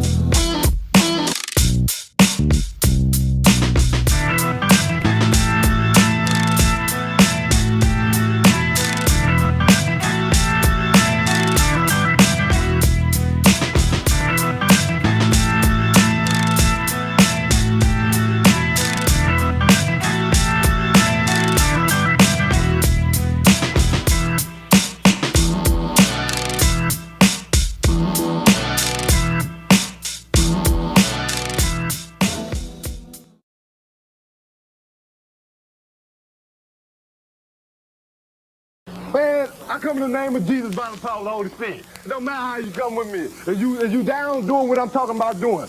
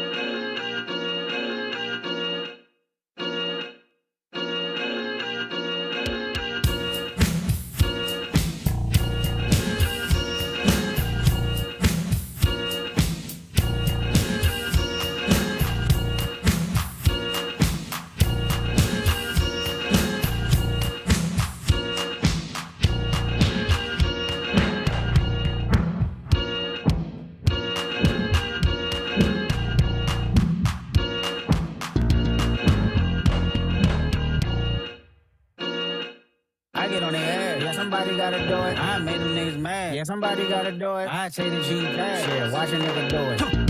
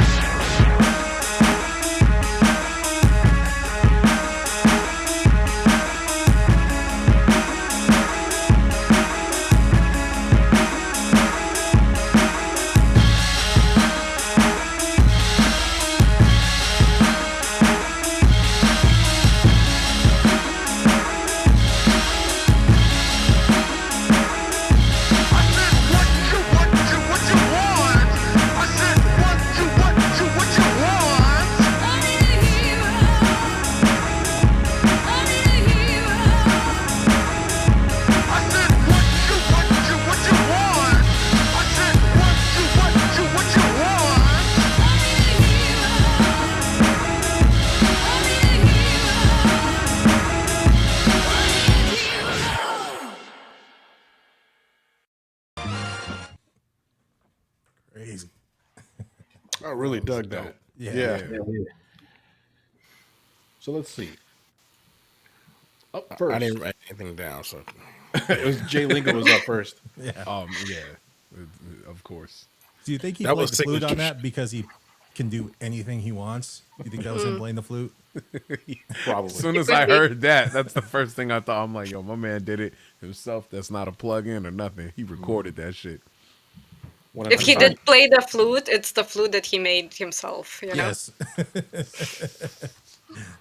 He literally whittled the flute. Yo, Yeah. And drums. What's interesting, and I always say this about Jay Linga, is he's like the voice of like most commercials we listen to, like on television, like this, not State Farm, but what's the one with Flo? Progressive. Oh, progressive. Progressive, yeah. Like he does all these commercials and stuff, and he has an Oh, that's amazing cool shit. voice. Yeah. Yeah, yeah. Really good voice, but makes this really cool music at the same time. Really cool guy. Hell yeah. By the way, that and he story look- that he just fed you was some bullshit. He does not do voiceover work for the fucking. No, he doesn't. He is a lawn inspector. He's the one that makes sure that, like, when city ordinance comes out and they need to make sure they take their measurements and shit, he the dude for that. Didn't he? There's He a lot of lore. There's a lot didn't he of do lore. that? He did that shit Everybody before. have a different story and shit. Like, Yeah, he got crazy backstory. We give I thought- everyone the I thought he- backstory. I thought he did that shit. That's why he like he did do voiceovers. He does do voiceovers, yeah. No, Delvon is just muddying the waters. 'Cause that's what making sure. I heard he was in the CIA, bro. I Yeah, heard that. yo, and if you saw him, Shit, you know what I'm if you saying? saw Like, him, heard you that would too. fucking believe it. I This is all promise just you. a front. Yes, 100%. He is very much New Balance stepdad. 100%. No, this is what we do on this podcast. We just make up Make shit up. shit. right. That's what he said. He was a paratrooper in '76. He was. No, that's too mean of a job for him. Yeah, He's no, the no, he- nicest dude ever. You would have been the medic saving That's people that's on both who's the nice sides. people, man. Yeah, you got to see some dark shit to be a nice guy. That's a good, how it works. yeah, man. That's kind of scary to think about, but yeah, that's a good point. He's You would really killed a parachute lot down. of people. He parachutes down in the middle of the night, goes through your window, and just as he's about to cut your throat, he's like, "This is a really nice duvet." And then Right. Yeah. That's what he said. he always messages me after too and says, "You guys are assholes." After we get done. But he's still here. He's still here. You know. Okay, so that And then Dirty Works right up after him. Oh, that was another example of like how Delvon did with the layer, putting that Santana sample over the top. Yeah, too. that was fucking Yeah, crazy. that was wild. Love that. super dope. UI audio is for myself just personally Man. emerging as one of my favorites. That guy's so good. I Yo, really love that that shit was next Yeah, level. Yeah, that shit was inspiring to say the least. Yeah. That was a joint with Spike on it. Yeah, Cowboy Bebop. Yes. Yeah. yeah. Yeah, that was hard. I like that. I like the halftime shit. That was dope. Spike Siegel was the man, by the way. Yes, sir. And then we had Messy Good, not No, Messy Mark Good, Chai. sorry, Mark Chai. Mike- Hey, when he played that shit for me, I was like, I don't know, man. Like, I was like, but seeing the visual, that shit like matched the visual so much. It like made so much more sense. And that's one of the things about the Beatcast and like, cats making the videos to match their music. Like when you bring the visual together and you get to see the visual, the finished product, that shit is like All I know is there was a Mexican girl that was drumming, and the next thing I know, she stood up, turned into a cymbal, and then started fucking breakdancing. That shit was. She turned into a black dude that started breakdancing. That video bro. was fucking chaos, yo. I was looking at her like, hold up, bro. What is fucking? I thought I'm like, yo, I'm fucking tripping. I know I don't feel good right now. It ain't that bad though. All of those AI videos are a fever dream, dude. Yeah, man. Every They're one of them. fucking crazy. They scare the That shit shit's out getting of me. good though, man. It is. Crazy, boy. It's true. As a matter of fact, I'm being piped in 100% from AI right now. I haven't been here the entire time. Whoa, Hey, that I was thought you a said- wild start of a sentence right there. you said- God damn. I thought you said pipe down. I was like, That's I assume he said no. He said piped in. I don't give a fuck. You can stop it right there. That is a wild I'm statement. secure in my manhood. I'm being piped in. Wait, what's happening? What? Oh, you're back. Welcome back. We apologize. There's Took a left turn. a whoopsie. Oh yeah. Al started admitting some shit to everybody. I have to Google those two terms because I don't know. Don't any Google of them. that. Please don't do that. Your computer's gonna stop working. You gotta stop. Don't do Just that. if you're gonna do it in incognito mode. Incognito mode on a Mac. That's how you. That's how you gonna get away wanna with that shit without a virus. Control Shift in is what you want. Half the shit. at you guys a say- library. Yeah. You got to do that in a library. to the library. Did I send y'all? Was I the one that sent Hey. y'all the video of the dude where he unplugged his shit in the library and he was Oh, watching the yeah. video? Oh yeah. That shit was so funny. Anyway, go ahead. 99.9% of the shit you guys send me, I don't want to open because I don't want to fuck up my algorithm. You know what I mean? Some of my shit I just never stays Dude, my shit is pure. my shit is already fucked up. My shit is like It's all cats. Vaughn's fault. I love Yeah, how I'm y'all blaming- blame me, but Bree sends some of the No, it's wildest great. shit. It's Even when great. I'll be on a tear, right? Where I'm like, you know what? Let me try to clean my fucking Instagram up. As soon as I'm like, all right, cool, shit's starting to normalize. It's just records and beat videos and shit. The next thing I know, Bree will send me something, and then my whole fucking algorithm is just chaos after that. I've stopped. I You guys just do it look. yourselves. I just look at anything at this point now. It don't even matter. I sent Alan like 8 videos in a row of I like haven't this. looked at one of them. This is what I get. This is my algorithm, 8 in a row and shit. This Yeah. shit was just like insane. I'm not looking at that because then I'm gonna have it. All right, and then we All I in think the we Zone. rounded out all in the zone. Yeah.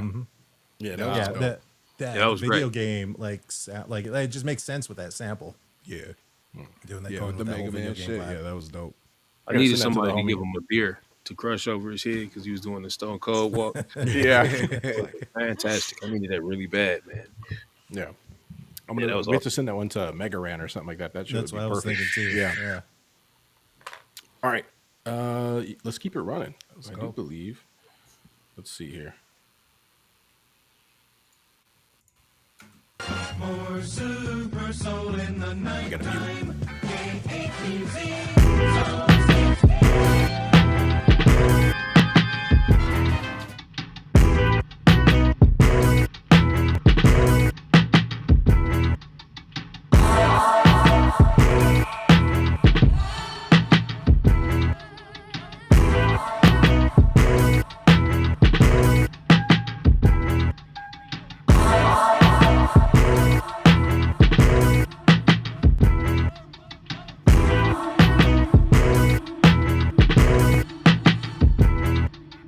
Motherfucker, you lucky I missed.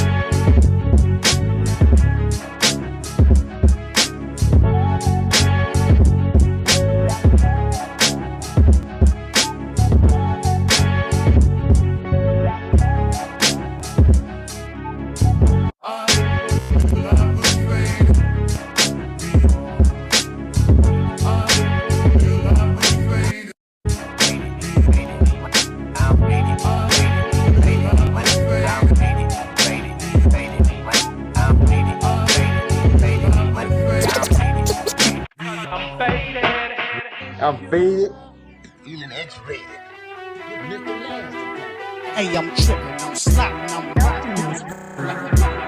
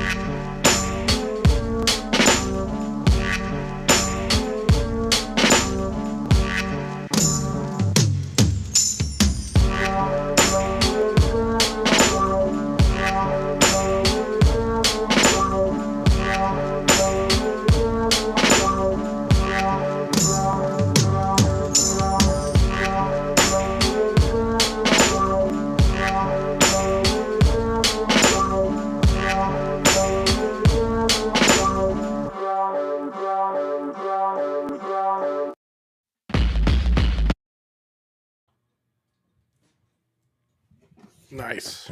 Another dope round there. 5 of them. Yeah. Mind Imodium. Bree, Up first. that was the best shit I fucking love that beat that you made, dude. I really like that shit. That was dope, dude. You're muted, by the way.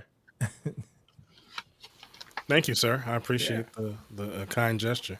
Man, that And was good. seeing his video up there reminded me to double check to make sure that I uploaded mine as well. Oh, shit. No, I but that was did. dope. I mean, Yeah, like I like that. It has a perfect amount of space in it too. Like Yeah. what you did in there, it was just. And you did like a switch up too. Yeah. Hell yeah. Yeah, the doctor fucking sent in what we ordered, I guess. We didn't know we needed it, but he did it. I like that one a lot, man. That shit was cool. Yeah, because that was a tough. I mean, I thought it was a tough sample. You handled the hell out of that. Yeah. I really liked it. that's why I was like, the greatness comes when adversity is placed on us, and I just shined. You really did. Can we kick someone? Can I do that? Kick someone, is that what you said? And then Pablo Station popped in with the crazy visuals. Taking you on a journey, Yeah. visual and musical journey. Yeah. that was Pablo at Pablo. Like that was very much in his bag. Like very much 100%. doing his thing. That shit was Yeah, nice. those visuals were trippy as hell. It is crazy too, like having that element of the, just adding the visual component to these beats. It just brings something out. You know what I mean? It's just a whole different layer to everything. That's all I ask of you. Yeah. I think only he will understand this reference. That shit reminded me of the aesthetic that Elcon Mall used to be. I don't think anyone that's Tucson not from sound? some Tucson shit. Oh, okay. But Why would you specifically say before they something that no remodeled it, one would get? because they know, No and one. that's all I'm that gonna have matters. to talk to you after this. No, they'll know, and that's all that matters. We're not Speaking from to him Lithuania, so usually you talk about stuff that we don't understand, and we're like, oh, okay, it's because she's Canadian. He She's just from knows everyone Drakeville. hates Tucson, so he's trying to make it. Not everybody Get a hates. little Did you say I'm from Drakeville? Yeah, you're from Drakeville, so yeah, you got to deal with that. Tucson is like it's very much like a West Coast Gary, Indiana. Holy shit, dude. You think so? That's wild. That is a wild sentence. Yeah. It's because it's like, well, considering the drug use and the poverty. You Phoenix motherfuckers, man. Every time when Tucson comes up, y'all act like Phoenix does not get a bad rep for terrible shit happening. I think Mesa has Phoenix like the is- highest drug Phoenix- use. That's in the what US. I'm saying. Y'all act Mesa like is bad. Tucson is the worst shit on earth when I there am are not. so many parts of Phoenix I am that not. are fucking way worse. But anyway, But Tucson has 47 people, and 36 of them are on fentanyl or meth. Tucson's population is over 500,000. I'm pretty sure now it's close to 1 million. Shout out to All right. Tucson, though. I love Tucson. Go off, King. You got Tucson. this. Fucking That's fucking 47 people. Phoenix is fucked up. I literally almost died while pumping gas while I was on the phone with Elena. Like, not that And that's long. normal shit there, by the A way. hailstorm of bullets just flew around me. I'm in the line of fire, dude. Oh, shit. It was a horrible situation, but I digress. Gary, Indiana is a crazy reference. I spent some time as a kid in a fucking institution, and it was chock full of kids that had been shipped in from Gary, Indiana, because they had been labeled incorrigible. I learned a lot of shit from those guys. Just fucking Michael Jacksonville, Yeah. fucking Freddie Gibbsville. Hey, Gary. Freddie Hey, Gibbs. Tucson is not to be taken for granted, like Mesa, but Tucson on the flip side just has like a concentration of like crime and bad, crazy stuff. I have zero argument. You are not going to hear me argue with that. All I'm saying is acting like Tucson is the worst place on earth. It's not. It's When great. when there are parts of Phoenix that exist is Yeah. just a wild. That is just Shout out it's to, so dismissive. No, that's like Tucson is like the Florida of it's a lot, you know. It's a lot That's funny as hell. because Meanwhile, I come you from will a run country- into a bunch of motherfuckers that don't speak English. Like Wow. it's similar 100%. shit. Tucson is a wild 100%. place, man. Meanwhile, I come from the country where we're scared of eating too much potatoes or like Putin, you know? Yeah. The only two things. Poutine or Putin, one or the other. Same. Same guy, same That's thing. hilarious. Same Saying it's hilarious. shout out to Yeah, Tucson. sucks. Yeah. So Noctimus was up next. After Knock was out. Noctimus Prime always, submitting just absolute freaking heat, and that change up that he did was the shit. Yeah, And he took a sample of the Faded song. That's really fucking cool. yeah, he's Yeah, that he did dude some that like homework with you the beta samples. you want like that. He's the epitome of like what you want to hear, like beat showcases and stuff like that. Just what you like live showcases like that. It just fits. Just makes sense. And then here's JH138. He's a new guy, right? That's a new cat in the. So welcome to the Beatcast. Yeah, that visual. Like the poison in the flesh. I don't know what they were. I guess they were in the lungs. I don't know where were they at in that video. Oh, I'm not sure. Bacterial.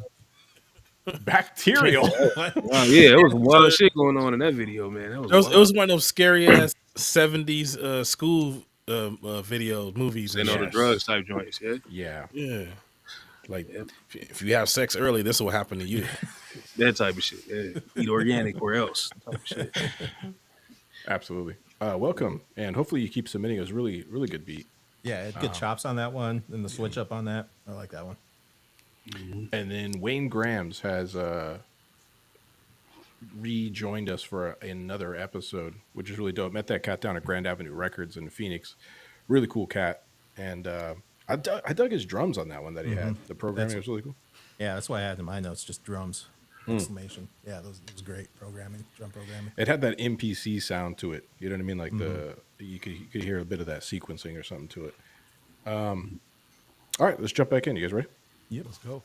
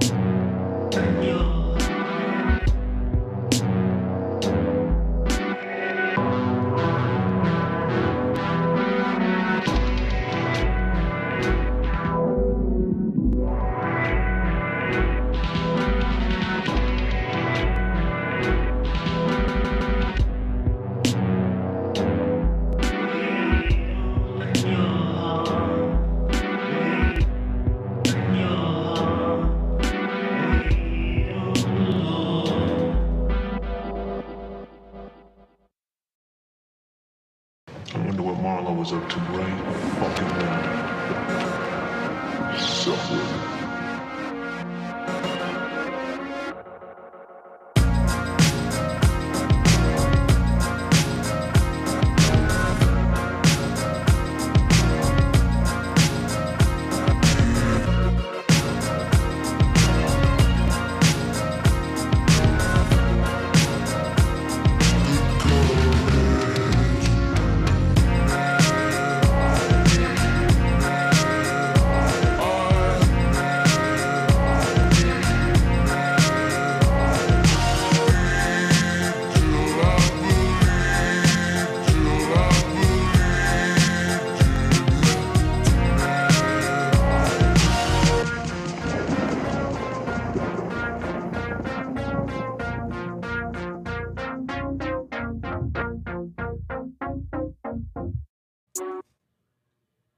Hell yeah.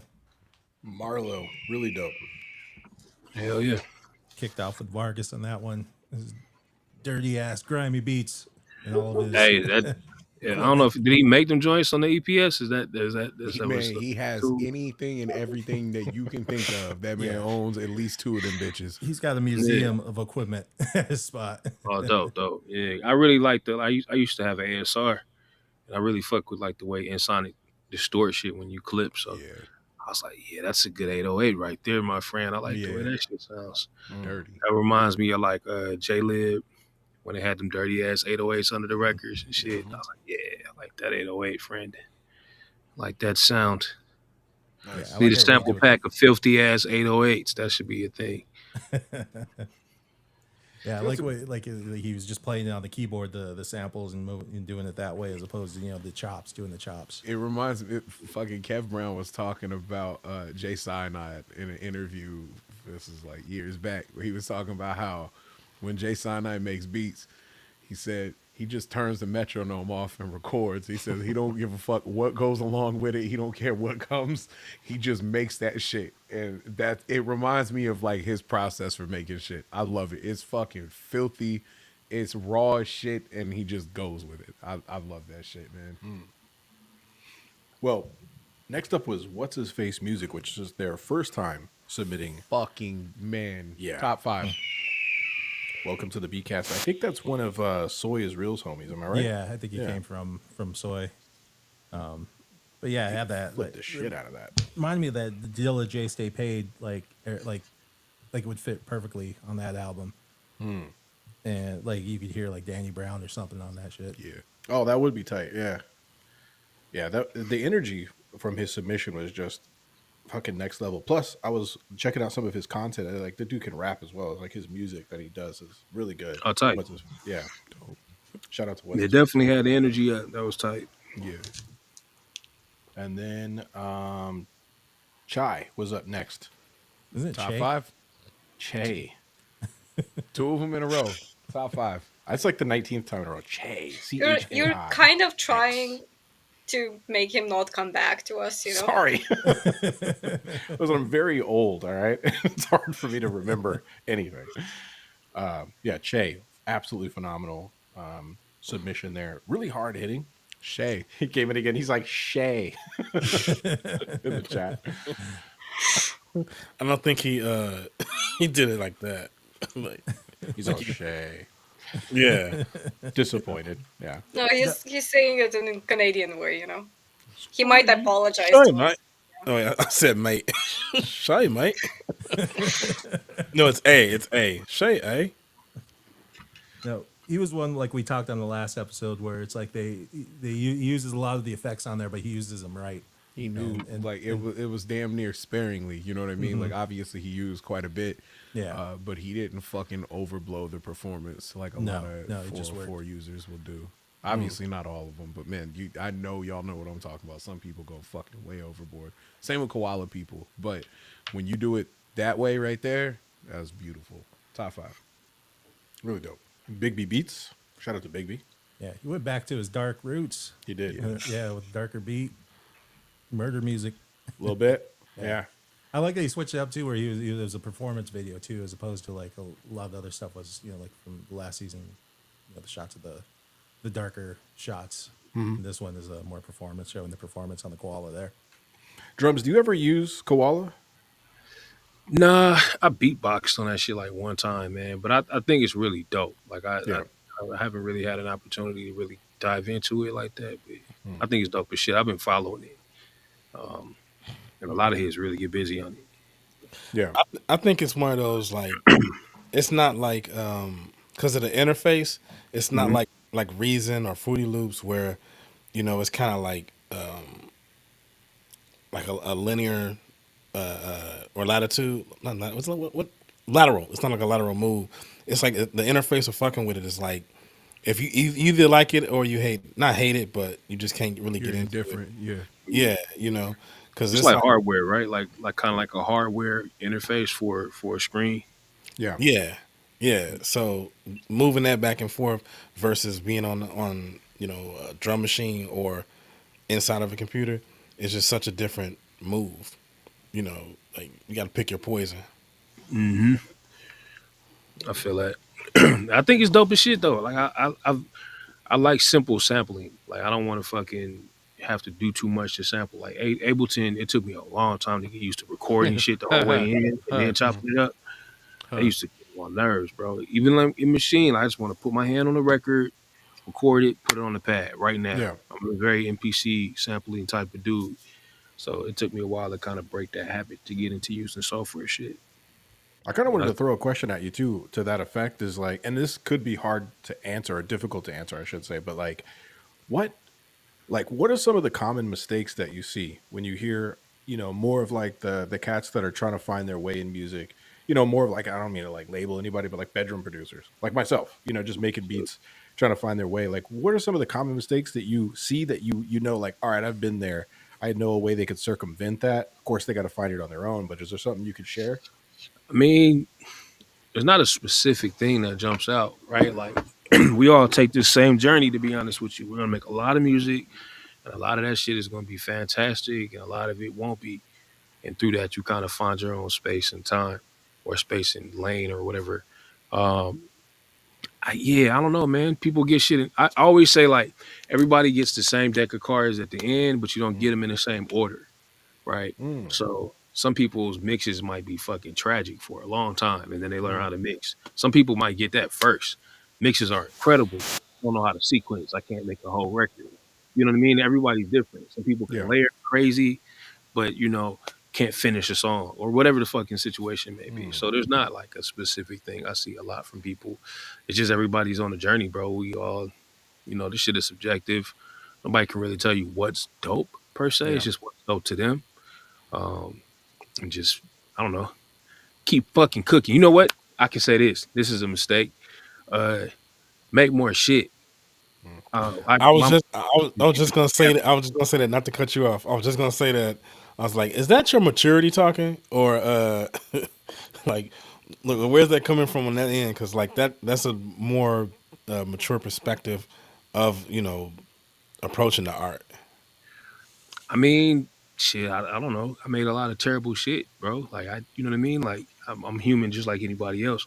And so I think it's weird for folks to judge and kind of like look down upon or some shit. Like, imagine this, right? Imagine you like, oh, that's whack, and then that shit is the thing next year. Now you Yeah. look crazy, so you really can't do that. So you just people get shit different at different times, and people care about different shit. Like there's a lot of heads with platinum records and Grammys and all types of shit that are very celebrated. They don't give a fuck about a mix. Mm-hmm. They just Yeah. print it, rap on it. Like it's a lot. I know people that straight up rap on not Chat GPT, but I won't even say Suno, whatever the other platform is, whatever it is. Anyway, they just type in "make me a beat" Yeah. in AI, and it spits out whatever it spits out. They're rapping on that shit. That's Yeah. that. You know what I mean? Like fucking quality. But Yeah. some people, like myself, I care very deeply about that shit. I spend most of my money on equipment to get the best quality I could and shit. So it's just different for everybody. But what I can say that is a very common thing, and I think we all need to do better at, is getting the fuck after it. So I think the super what's the word I'm looking for, man? I just don't think too much. Like the YouTube video tutorials and shit, that's a fucking human that's making that video. You know what I mean? That dude don't know shit, just like you don't know shit. Just get the fuck after it. Just make stuff. You know what I mean? Like the academic.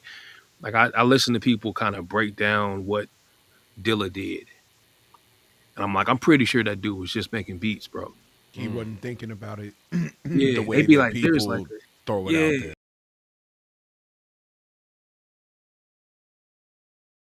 Yeah. that thing. I watched it. I'm like, that's tight, man. That's cool. That's a great exercise for you to kind of like figure out in your own words how to explain all of the little intricacies about what bro did. But I'm pretty sure that dude just was like made that shit. Yeah, he just cooked it up and was like, this hard. And that was that. That was the extent. I don't know. I don't know him. I couldn't tell you like how he did, but what I can say is I make a lot more beats by making beats. That's Just the about Because- process. 100%. That's a T-shirt. That's a T-shirt. Yeah. That's great. That's perfect.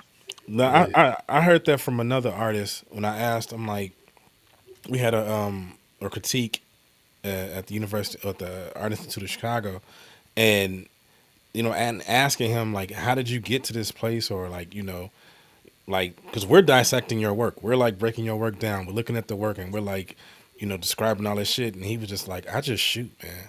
That's all the fuck I do. I just shoot.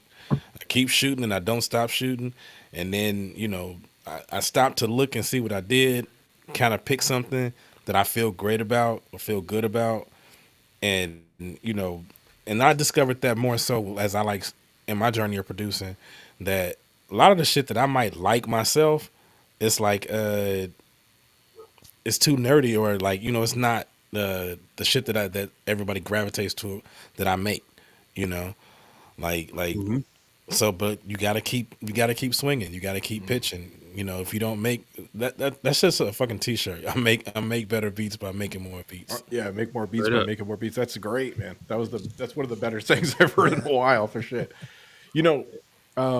That's what you were talking earlier too about, listening to critiques from other people and this, that, and the other thing. And like, that's one of the things too, like about us here, you know what I mean? Just to say this from our standpoint, this is why we don't really like, you'll notice we're not critiquing people's submissions, because I don't think any of us think that's necessarily going to be constructive. It can be, but we're all in the same space. Like you were saying, the cat that you're watching on a YouTube video giving you a tutorial about a piece of equipment is just the same motherfucker who doesn't know shit either, So like, He has no fucking clue, bro. right.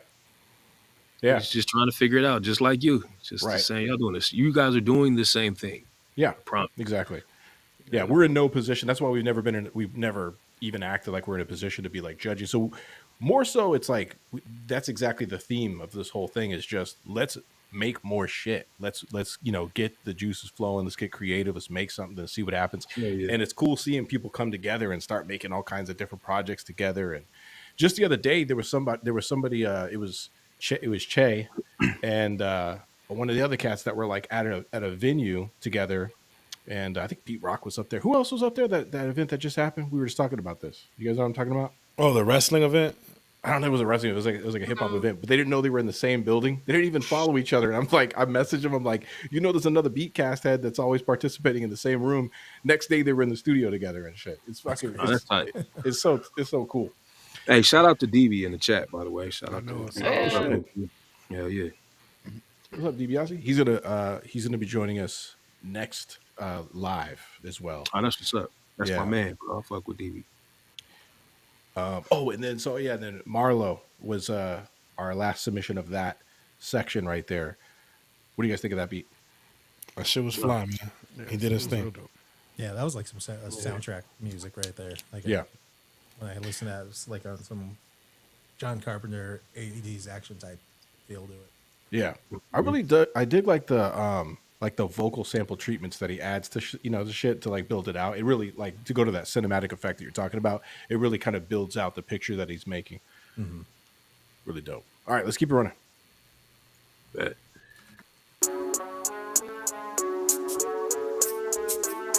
Oh yeah, I'm gonna mute.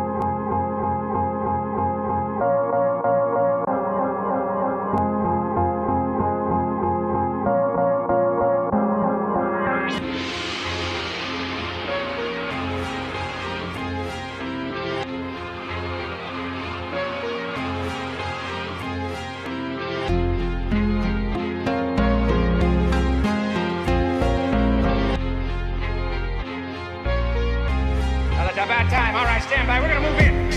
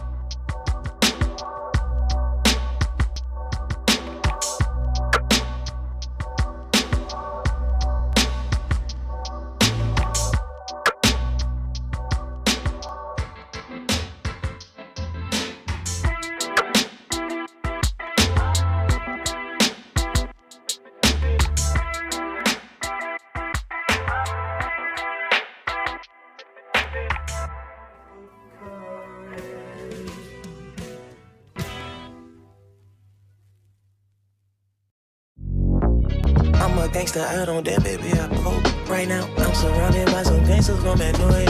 I heard I put it in a spot, yeah, so she told me. My nigga wasn't any niggas, why it's so low? I heard my know your niggas not friendly like no way. Nigga, crack at it. Thought about letting them get a cut, then I went snack at it. Yeah, the new boost it badass at it. I'ma drop a nigga like that, like a bad habit. I sit to the ground like a motherfucker raw. I'm a big dog, little fuck nigga, you a pug. Little bitch, clean your jaw before you think you a dog. Before I be in front of shows, just like your pub. I ain't lying, baby. I swear to God.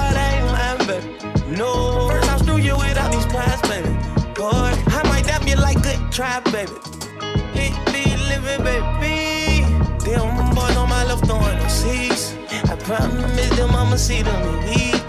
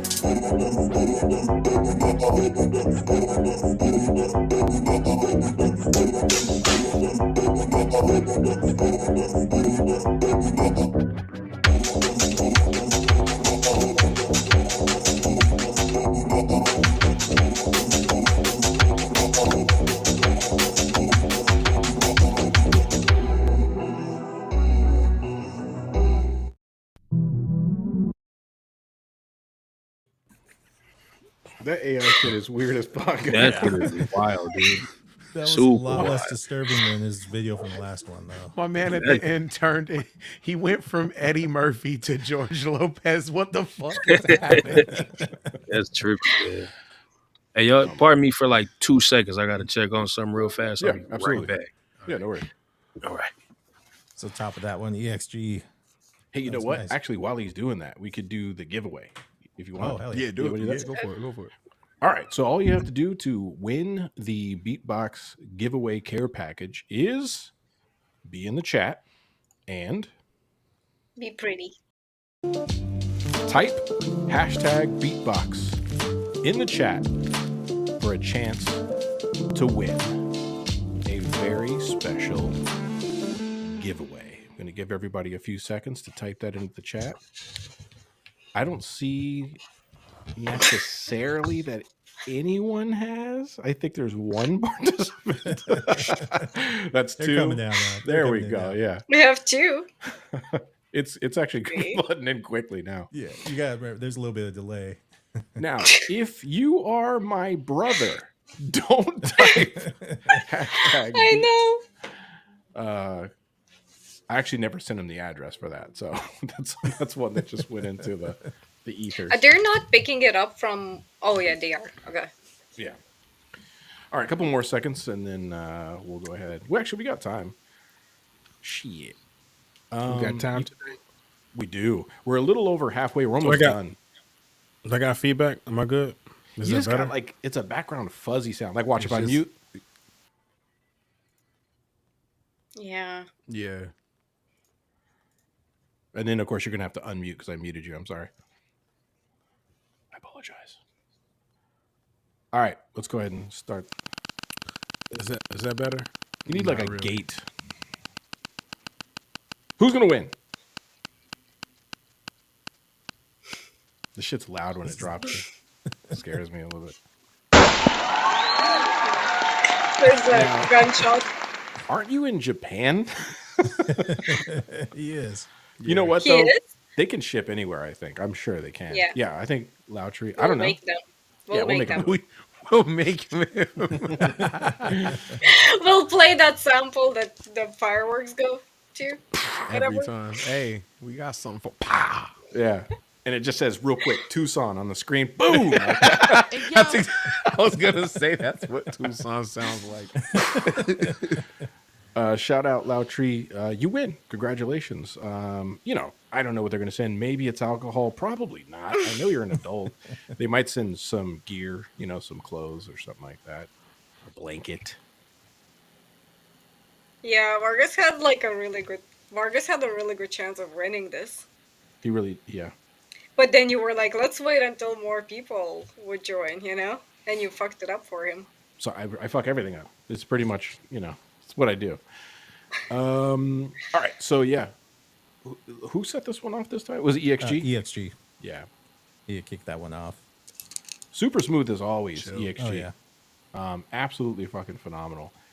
And Yeah, go ahead. lead synth in there that was like, it's hard to do those high pitched lead synths and make it like fit in, and like he made it like fit into the sample like it belonged there. It's very easy with those to like where it stands out way too much. He did a great job with that.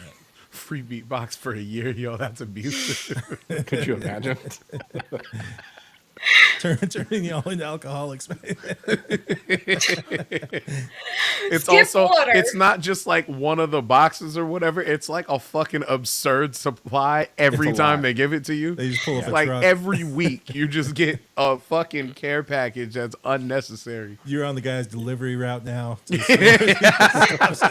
Anytime someone's orders off of Amazon in your area, you get one. Like 5 gallons of fruit punch. Which fucking Christ, man.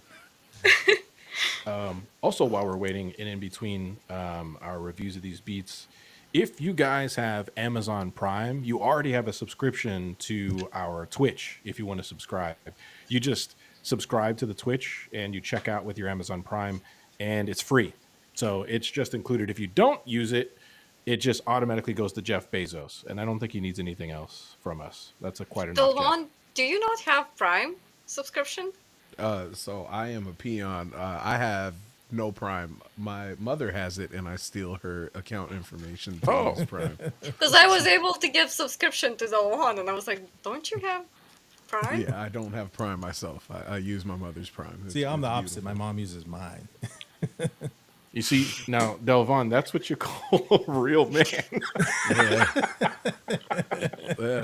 Delvon Tucson. uses mine. I'll let Delvon use mine. Hey, This Bree. is what happens when you're from Tucson. You don't have the access to be able to do this Well, yourself. now you do. He doesn't have an email to use. Yeah. We don't have email in Tucson.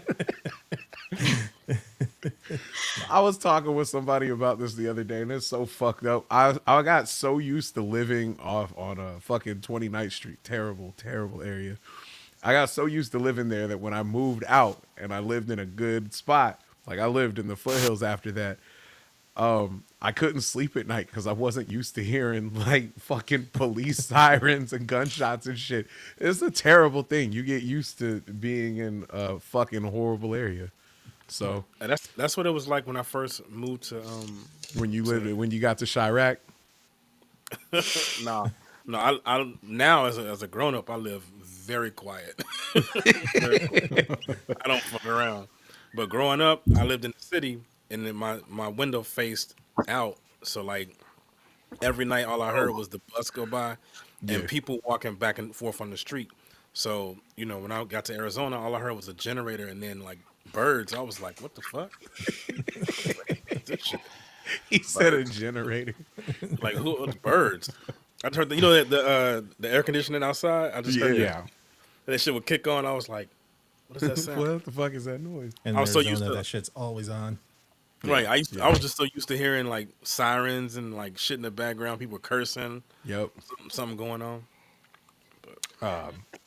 Well, Yeah, I made it back. welcome back. And then there was Vexo. What'd you guys think of Vexo's beat? That was a nice one. Yeah, I like. I love like watching like when you the sample. He had the Serato sample up there, a scene where he took the chop from and all that. I think that's just like producer nerds. That's always fun just to watch. And then I was like, oh, okay. Yeah. That's some shit I never get tired of seeing. Like, it doesn't matter what equipment anyone uses. Like, watching the process of them doing it. I'll watch those like track clip videos over and over. Same. Just I am like, fucking obsessed with them shits. I love them. Yeah. Yeah, that shit is fly. And then there was You went a Shockwaves. different direction too, right? With the chops. Oh yeah, 100%. Yeah, he took it a little bit left. It was a different space. Shockwaves came in super clean, and I've kind of noticed that's like maybe a signature style of his because this is a second submission, I think, from Shockwaves. yeah. Yeah. Yeah, but yeah, it had the cool like I know Drums pointed out too. It had that dub feel to it. Like it reminded me of that Massive Attack remix album that they had back in the day. Like just that Mad Professor sound to it. Aren't you in there? I highly suggest, bro, invest in some spring reverbs. If you haven't done this already, you should pick some of them up. They would suit your style quite nicely. Yeah. Very cool. And you get them shits cheap. You can get them like $20 to get you a raw spring reverb, like the actual box. You can just You can pick up like even the old guitar amps. It's funny because like you could like hear that shit and they're just clanging around. You know, that's the shit, man. Springs in those. Those are the best reverbs. I've yet to find a plug-in reverb that sounds better than Spring, like actual Spring. And it's super cheap. $20 is a box. Yeah, and then you can hit them and make that big sound too. Yeah, that's the shit. Hell yeah. That's cool. And then there's Doze Off. Doze Off is fucking insanely good, man. Top 5. Yeah. Like, and that's with a Young Thug. I am in a very unpopular opinion. I think that dude is awful. That fucking beat was just ridiculous. Like, and even with Young Thug vocals on it, that shit was dope. Yeah, that shit suited me really well. Yeah. Super dope. And then we had, after Doze Off, there was Prot. Prot had the scary ass AI video with people morphing and turning around, and I had so much that I wanted to say, but like also there was so much political commentary in it. I'm gonna leave it alone. Exactly. But Yeah. That shit was just like, I feel terrible for laughing because like I understood what it represented, but it's a fucking AI video at the end of the day, and it was just, that shit is just chaos. Like all them AI videos are fucking crazy. Anyway, are his making these? Are folks like making these AI videos for the submission? Yeah. Or are they finding them? Nah, they make them. So like he's got a collection of apps that he uses, and he will just throw in, random shit to tell it, and then it will make it does what you just saw, and he does it. Trick, bro. Man, it's crazy. This shit is wild. Yeah, the guy at the end when he was getting arrested and he fucking T1000 around and fucking reversed it on him. That's a trip. Like, yeah, that shit was crazy. It's so terrible because again, I know what it represents, so it's fucking horrible, but I can't stop laughing. Right. Hey, so for the AI heads that make these videos, I've always had in the back of my mind as a music video concept, a treatment, if you will, fucking slow motion, full on fist fight between two super burly dudes to like a R&B song. That sounds fly as shit. I'm not going front. I've always wanted to see this, and I've never had an opportunity. Just like fucking like a John B. Brian McKnight ass song in the background while these two dudes like are just two Kimbo Slice dudes, just yeah. getting after it, bro. Just you know what I mean? Yeah. Beautiful love music playing. Absolutely, that sounds amazing. Now, well, Prot, if you fucking hear this, bro, you know what to do now. Right. You heard the assignment. We'll see how that comes out. Let's keep it running. Yeah.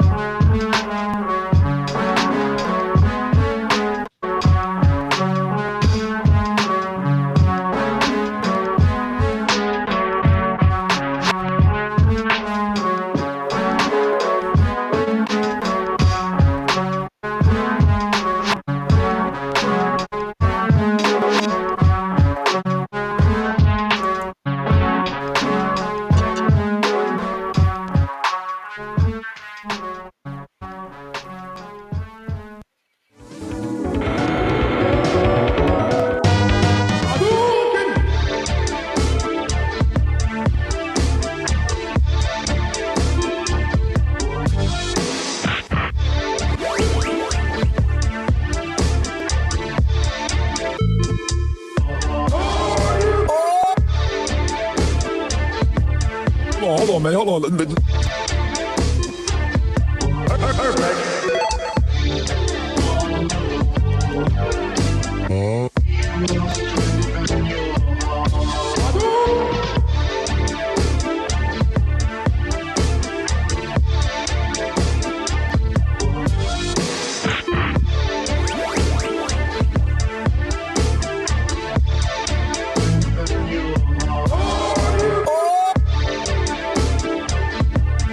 Hold on, man. Hold on.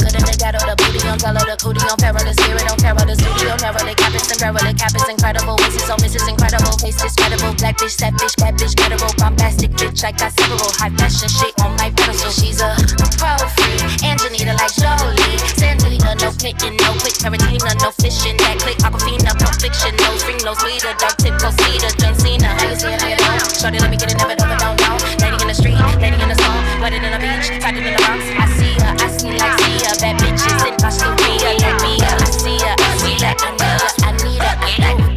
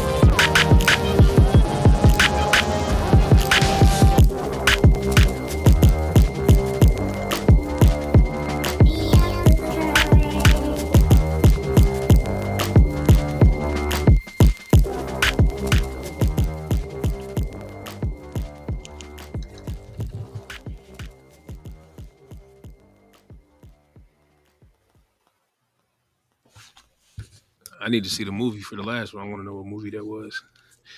That was wild.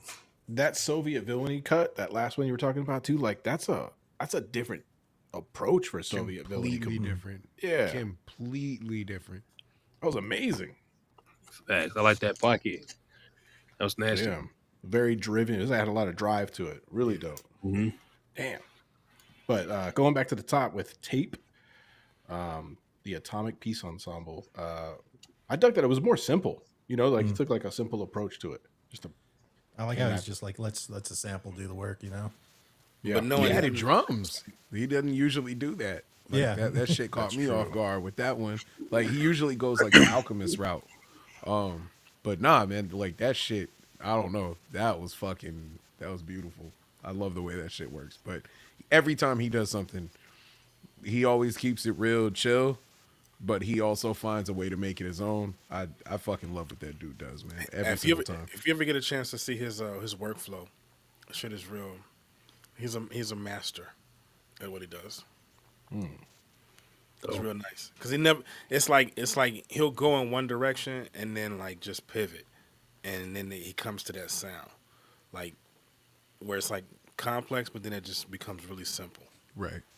It's also got What is he using to make beats? He used a machine, if I'm not mistaken. He's one of us.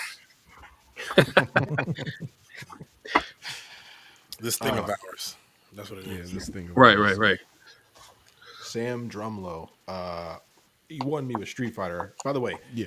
If anybody plays Street Fighter, wants to jump on it around, add me on PlayStation at IllAl because I'm taking all challengers. But are you playing 6? Street Fighter 2 HD Remix is what I enjoy right. thoroughly. The newer ones I'm just not that good at. But that track, speaking of masterful, that to me that was masterful. The way he would just pause everything too and drop these little vocal samples or just like a boop, you know, that little boop he had in there. That shit was tight. That was tough. I like how he used the punches for snares and shit. That was cool. Yeah, too. Yep. Yeah. I like the way, oh boy, the first one, Tape. I like the way he, I don't know, like that synth line felt thicker. Like I don't know what kind of shit he did to it. It seemed like he thinking that bitch up a little bit. I like that too. That was tight. Yeah. And then New Rudist with his cat. Came in with his cat. Yeah, that was tight. Yeah. That's why Rudis is a wizard. He might be. Like, with the I couch told you, don't know. and anybody everything got now. anyone that got an oven in their living room, they on some other shit. He lives in the castle. you Yeah. know, So like- it's in a dark castle in England. That's all we know. That shit was tight too. with a cat. With the cat. Yeah, and with he does a lot of like sampling his drums and whatnot, which is kind of cool. It adds a lot of flavor to most of the stuff that he puts together. He's been putting out like an insane amount of music too. So if you haven't been checking, go give him a follow. He just did a cut recently. I can't remember the MC's name, but I really dig it. You guys remember that? The Emerge track? Emerge, yeah. Which reminded me of Emerge McVeigh from back in the day. Shout out to Bionic Drive. But And he just dropped some new shit too. Emerge McVeigh did? Yeah, actually. Shout out to Emerge McVeigh. Hell yeah, dude. yeah, and I think Rudis is on that last Ski Beach sample pack too. He was, got some yeah, drums on there. He helped with as that, well. and he's also got something. I don't know if I'm supposed to talk about it, but he's working on something that y'all are about to see. It's gonna be a big deal. Okay, hell yeah. Is it pottery? It's not pottery. He does pottery as well. Sorry. And then where are we at? Oh, Blue Nose. That one pissed me off. That bass. Top 5. Was so It was fucking dope. amazing. Top 5. Yeah. So good, it made me mad. I mean, you really can't win shit with this, but that one kind of. This shit was Top amazing. 5. Top 5. Him and Dozoff too, when they collaborate together, they Man. make some amazing things. Fucking next level. Yeah, it's like peanut butter and jelly. But you know what? I don't know shit. Who was that was on that cut that was rapping the girl? Yeah, that shit was hard, man. You got this is the very first time that someone was rapping and I don't know who it was. Oh, good. All right, because I was afraid I was gonna get made fun No, of, but I was ready. You got me on that. I was gonna say it was Tiana Taylor, but the voice was a little too high for her, right? I don't think that was. Yeah, I don't know who that was. Sochi says Agent Merch. Oh, okay, that makes sense. Yeah, That's Dochi cousin. Yeah, that's where I'm at. Yeah, there you go. It was dope. Okay. No, I was like, okay, I'm with him. I'm with fucking Sochi. Okay, cool. Word. I'm at the age personally where you can just tell me shit like that and I'll believe it. I would be like, yeah. yeah. I hear it. You heard that new Sochi, right, kids? That shit was You're hard. trying to sound cool to your daughter, and she's like, if you don't get the fuck out of my face, old man, Yeah. go away. Got the shirt on that says music band and shit. Soviet villainy. Man. Yeah, we kind of started talking about that as we came in. That was Honorable mention. phenomenal. Yeah, Honorable mention. wild. Fucking Yeah, wild. she was hard. 100%. All right, let's dive back in. We're actually nearing the end, so Okay. here we go.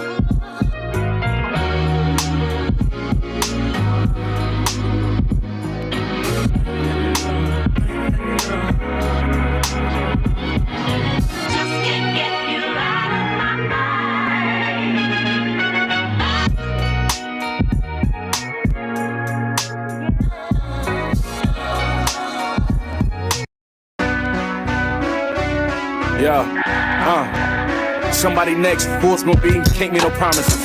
Slide in the whip with the sunroof so my dog can hang off the top of it. I bought that designer shit. Yeah, wintertime Burberry goggle shit. She barely cook for you. Soon as she pull up on me, she begging to swallow it. Still getting better. Made so much cheddar, forgot what regular problems is.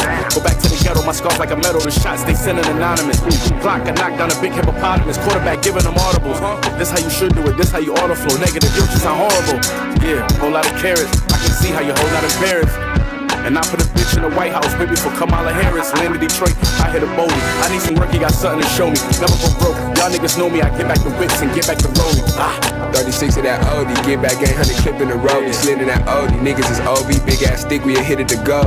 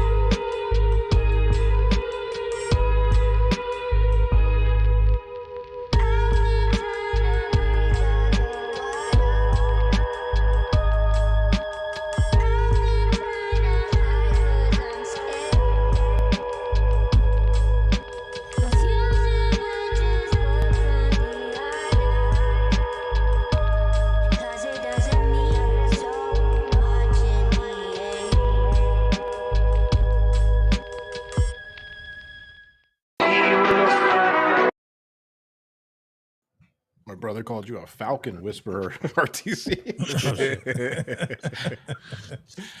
Oh shit. So out the gate, I missed who that was up first. There was Studio Cannon. Gotcha. Yeah, with Bugs Bunny looking all crazy. That shit was super dope. Mm-hmm. Super consistent. Studio Cannon always comes in with. He has like a real dusty vibe to a lot of his stuff. It reminds me of like '96 making like beats, you know, and recording shit on this Tascam 4-track recorder back in the day. I really dig it. And then the next one was mine.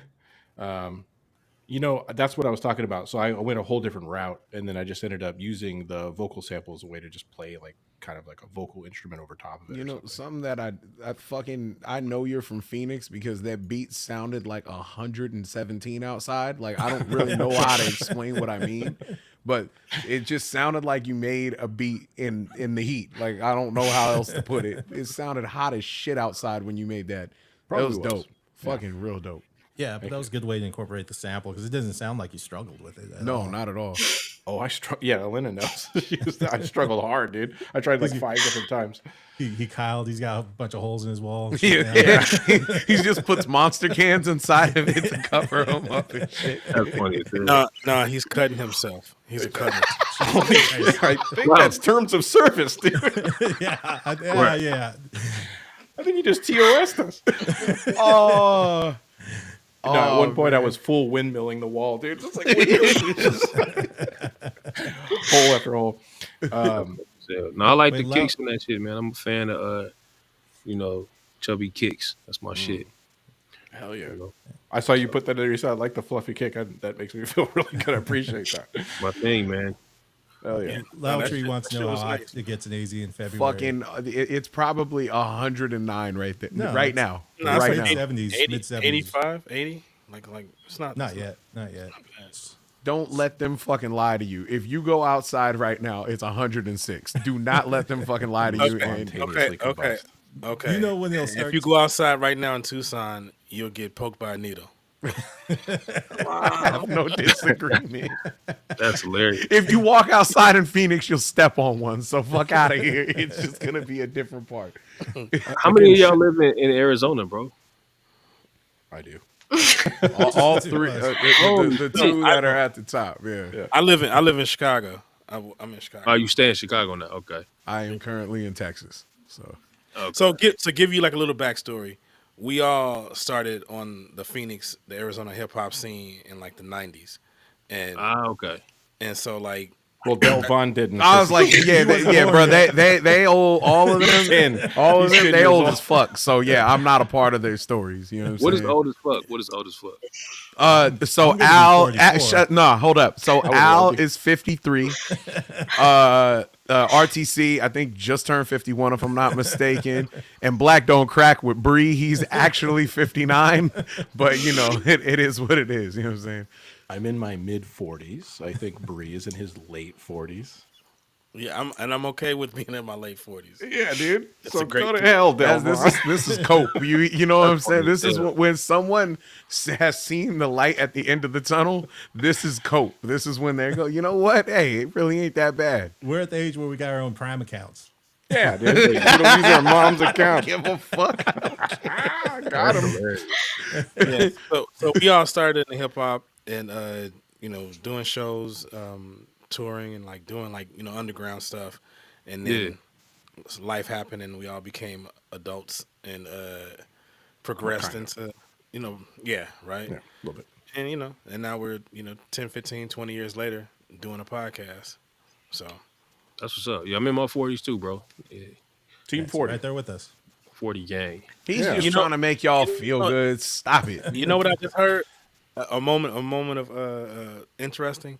TK Kirkland was talking about how you don't become a man until you're 42, and it's not just because responsibility, it's because of wisdom. You reach a certain level of wisdom at 42 that guides you into life and lets you understand things. That's why you become more patient. That's why you become more understanding. That's why you become more, wise about when someone has to look at buying diapers. That's the type of shit that they rationalize to themselves before they go and purchase some Depends. That's what the fuck they talk about right there. I think it's all about just like Depends at 40 is crazy. You start giving a fuck less the older you get. Like true story. Shit doesn't. Yeah, nothing. That doesn't mean you're wiser.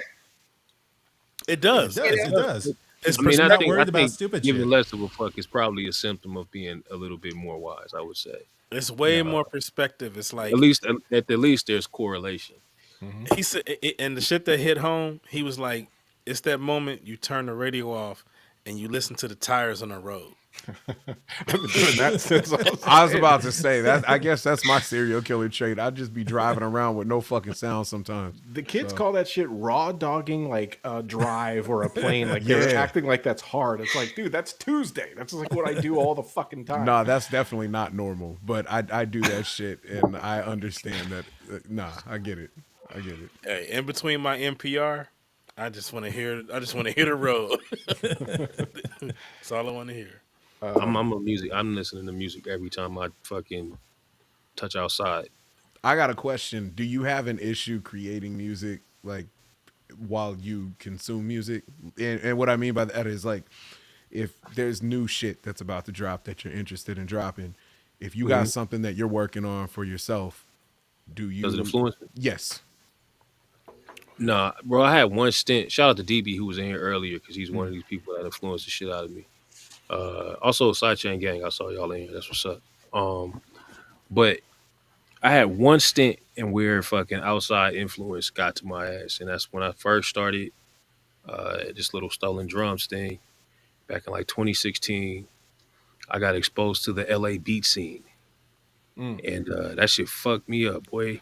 Hey, Like the hanging LA out with beat scene is a motherfucker, man. yeah, man. So like I got a chance to chop it up with Shoes, and his feedback hit home because he's also from Michigan, and you know, obviously that fucking story. He's walking hip hop history. So Yeah. Right. him giving me feedback, I was like, yeah, I need to take all that shit serious.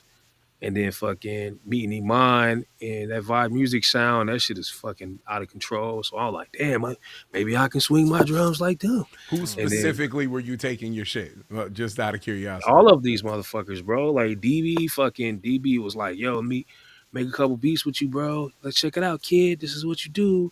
And he fucking showed me how to make some shit in Ableton, and that stuck. All of that shit fucked me up, bro. Because I had a very specific way of working before I fucking got to hang out with some of my heroes. And all of that shit just broke my whole style of making music for a couple years, honestly. And then I found my way back to DB. That was a good ass impression, right? That was yeah. Got it. But yeah, I found my way back to it eventually. But man, bro, there's so much talent out there. That shit is fucking wild. But post that, not so much, bro. I'm kind of solid. I think now I kind of what I do is so different than what I listen to. Okay. So it doesn't really bother me too much no more. So, I want to quantify the question. Do Mhm. you listen to more? Because I find myself in this space that hip hop or where hip hop is for like right now and like what is being out. I digest more abstract music than I do. It's either abstract music or like some shit from like the 70s. Stevie Wonder's like first when he first did his first like 5 record stint, like Yeah. Herbie Hancock. I listen to that stuff, and how that like plays, or I'm listening to. It's funny you brought up Massive Attack, or Stereo Lab, or Stereo Lab. yeah, like really Stereo Lab is like Stereo Lab. Oh my god. That's my core. That's like a big core of like everything I do is like Stereo Lab and then Little Dragon. I listen to that shit, them two back and forth, and it just puts me in a place to make hip hop for some reason. No, that's understandable. Mm-hmm. Are you in that place? Go ahead. I've converted pretty much to listening to the shit that I would sample full time. Right. So I pretty much just live in like 1968 to like 1974. So like, and the place in the world changes. So it's like, it can be any place. Like I spent a lot of time in Brazil, a lot of time in Japan, primarily, and then obviously here a little bit too. But some current shit is tight. Like I fuck with like Surprise Chef and a lot of that Daptone and fucking Big Crown shit. And obviously Adrian with the Jazzes did shit. But it's like instrumental fucking jazz and soul and shit, bro. Like it's just where I'm at, bro. That shit is. The more I learn, the more I'm like, fuck, this shit is hard. You know what I mean? Like Lamont Dozier, nigga. Like, what the fuck? The more I'm learning, the more I'm like, God damn! Like, there's so much stuff there. You know what I'm saying? And I'm listening to like string arrangements, and you just realize all of this shit is just people. It's just a bunch of people in a room. You know what I mean? So throwing ideas together, collaborating, and making it happen. And they're vibing, and they're figuring it out and shit. And it's like it's different from our perspective of, because it's something that Quincy said that like I really try to approach it. It's been difficult in my older years or whatever because it's such a thing to do. But learning how to read music, learning how to like knowing where notes go, or this and that, and you find hidden pockets. Because I was listening to like some of his, I was listening to the soundtrack. I forget the Joe soundtrack, something Joe, that soundtrack. Okay. And then I listened to Michael Jackson's was it Off the Wall, I believe. Okay. And like to listen to his like where he put and then listening to Brothers Johnson, like listening to like the where he put his chords and like just the ghost notes.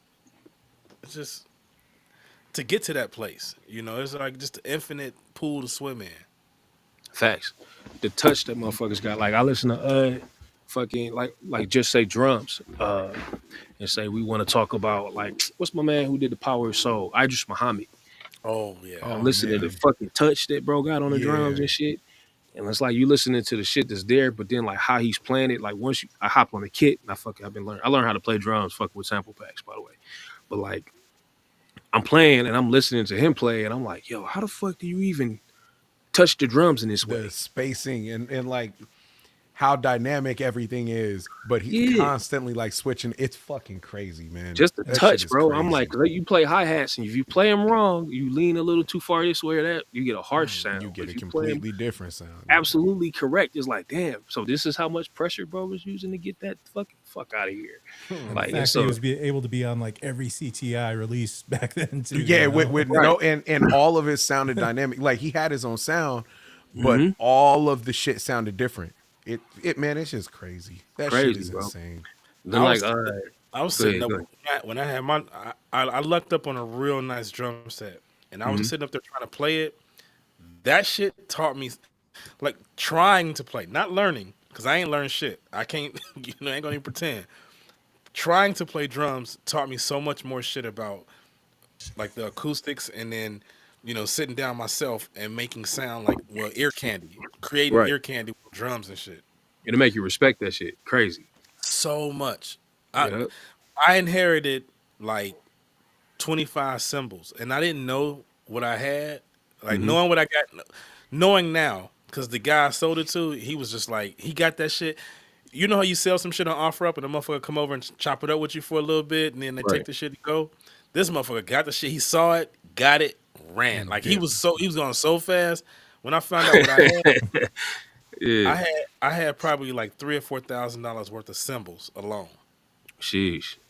And I sold them to him for $150. Oh yeah, he knew the Jeez. deal. He knew the deal. Oh yeah, he was like, so where you at right now? Right. Exactly. You hungry, bro? I'm gonna bring you a sandwich. I'm on the way. I'm like, yeah. I can't blame him for that shit, bro. I went to I got my kid at the crib, and it's like a very old kind of beat up, what I can afford off of Reverb at the time type of kit, and I got an opportunity to go to fucking Jeff's crib for the playlist retreat last year.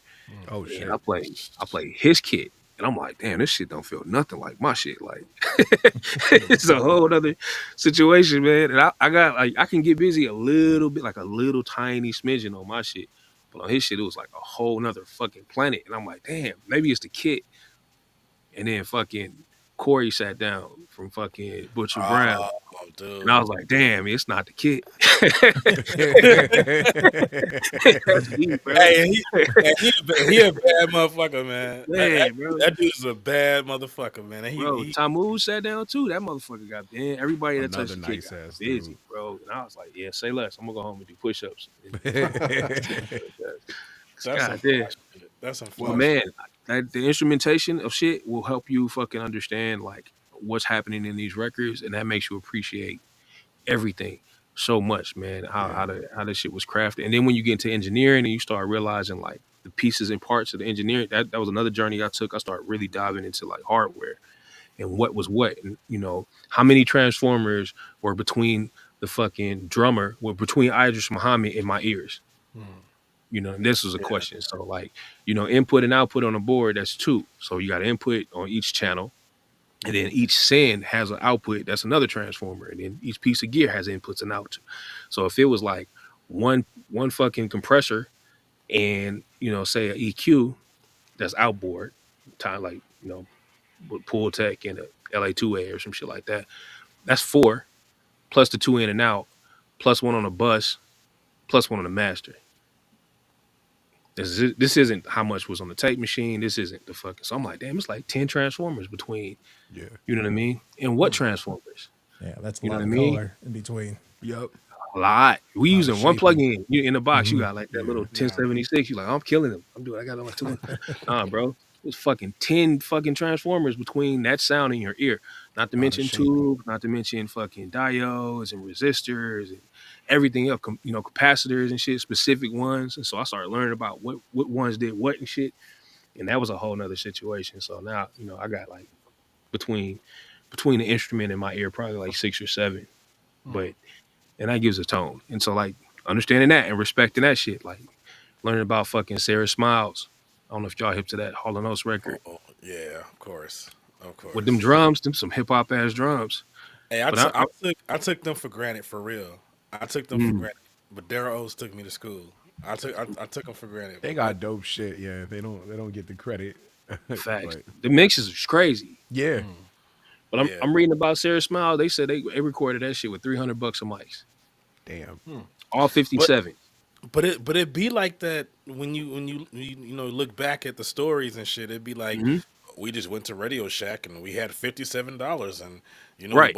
we bought some weed and some coke and then we bought mics. Like Right. like, Fucking AJ Hall just talked about that since he had the flood with his whole shit, and he's talking about how he made one of his most recent kits, and dude ended up doing that shit with like 1 or 2 mics in a very mild setup. But he ends up the fucking end result and him showing like his whole process. It's crazy, man. It gives you a lot of respect. Yeah. You know what I mean? hey, another band that really like fucked me up that I just love just listening to is Huey Lewis and the News. Okay. Man, if y'all ain't fuck with them and listen to them and how tight they are, like, and I forget the guy's name in the band, but them dudes, man, they are tight. I mean, like super tight. James Brown, 67 tight. You know what I'm saying? Okay. Like, Yeah. Like they are really on point and they're playing like super hard. And there's another rock band. Is it 84? I gotta think of the name and shit. But like Huey Lewis and the News. I'm writing that shit down. I wasn't here. Hey, listen to they shit, and you'll just see and hear. Like, people don't give it as much credit because of the Back to the Future and all that stuff because it's like, it's pop. But and then Huey also ain't really a super dynamic. So he's not a Daryl Hall, Right.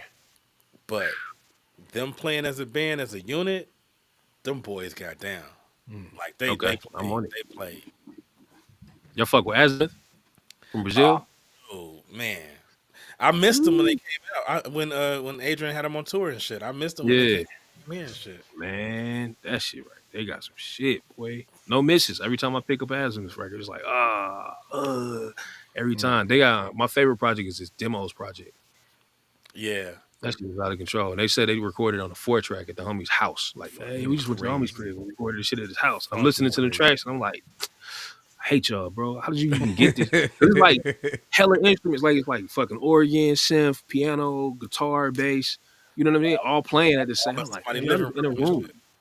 See that just remind me of the shit I like, because my pops is a musician and like, he's been in bands and whatnot. And so like growing up with like, with 12 dudes in the fucking basement playing and shit and going at it, it's like, and you just sitting there vibing with all of this stuff and they just create this sound. But also too, it was an analog era. So like, in creating stuff in analog, it's like it just happens. Like it's not manufactured. It just it's gonna be what it's gonna be. It's gonna be, and it's like all of the musicians took pride in whatever instrument they purchased, whatever they had. You had a Strat, you had your drums, your whatever keyboard you were playing, or the cymbals, even your little acoustic stuff. Like I didn't know what a Cuica was, and until my pops brought they brought one out, and he's like, yeah, a Cuica is like and it's that that wooka wooka. Yeah. But like to mic a Cuica, like right. But somebody play that dead serious. They've been playing that shit for fucking 10 years. They're 4th generation Cuica player. My granddaddy played this bitch, and he taught my pops, and he taught me. You know what I mean? We all get down. Like, exactly. Yeah. You get into that shit. That's that shit, man. And I want to highlight something. Everybody watching and paying attention, what you just witnessed was what he mentioned earlier, nerd shit. We just nerded the fuck out on music like a motherfucker, and that was dope. It was a great piece of podcasting. Great piece of podcasting. Bro, if y'all don't check nothing else, go check that Azimuth demo project out, please. 1 and 2, part 1 and 2, both crazy as fuck. And then out of Brazil, also, there's a lady, a young lady. What the fucking name of that record, bro? It's one of my favorite records. It's a young lady that sings that shit. Can y'all play? You can't play music. It'll fuck you up if you play music on here. What is old girl's name? The song name is Lindo, and the lady's name, her name is Wonderly. Like Wander, WANDERLEA, all one word. And that song is like, bleh, it'll make you cry type of shit. It's fucking so hard, man. But yeah, same kind of aesthetic and sound, like this really tapey kind of like, I could tell they recorded that shit on. That's why I fuck with Brazilian records so tough, because they just got it done. You know what I mean? Kind of like Jamaican shit. They got the records done. Budget or no budget. You feel what I'm saying? Like, you know, King Tubby had budget. Boy, he had some shit. But Scratch was at the crib like, fuck it, we'll make it work. You know, so you got to do both. Anyway, yeah. What you was about to say, bro? So I mean, just closing out. We'll there's Presto Fresh. I don't know if you guys remember that beat. Oh man. Here, let me see if I can do I'll play a little refresher. Okay. Somebody next, full smoke beans, can't make no promises. Slide in the whip with the sunroof so my dog can hang off the top of it. I bought that designer shit. Oh yeah.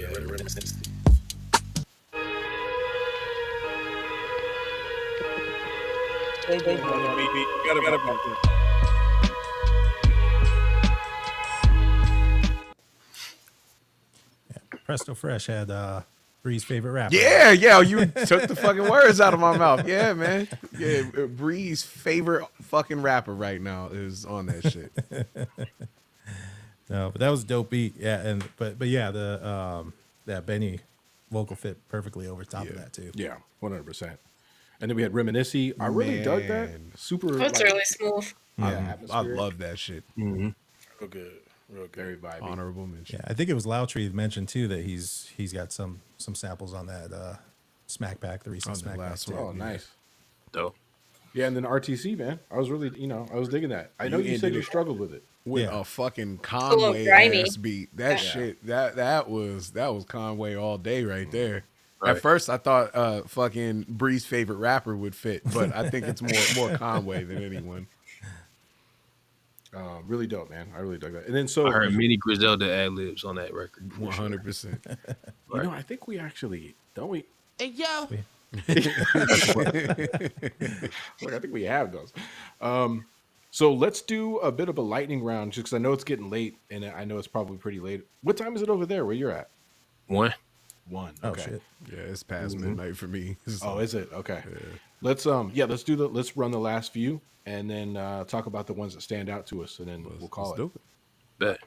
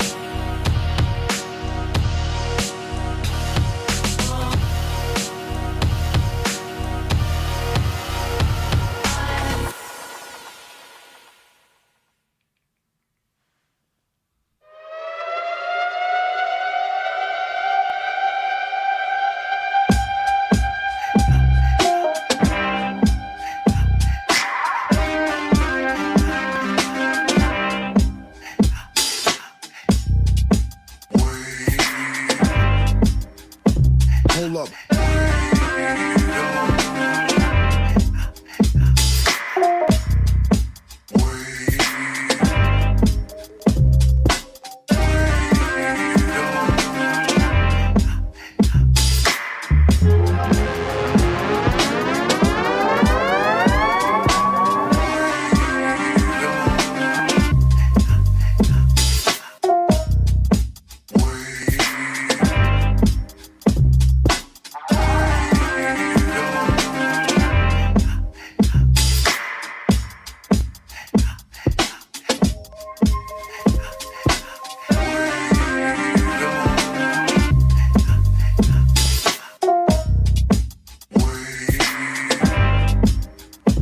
Hold up.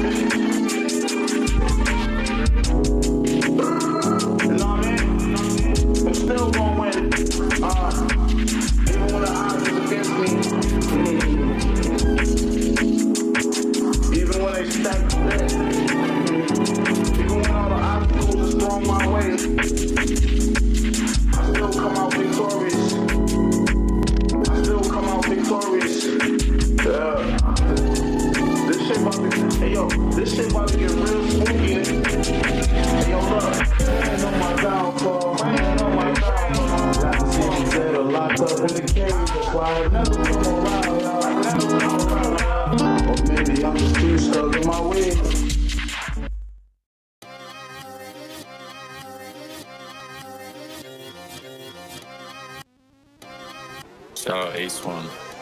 A-Swan.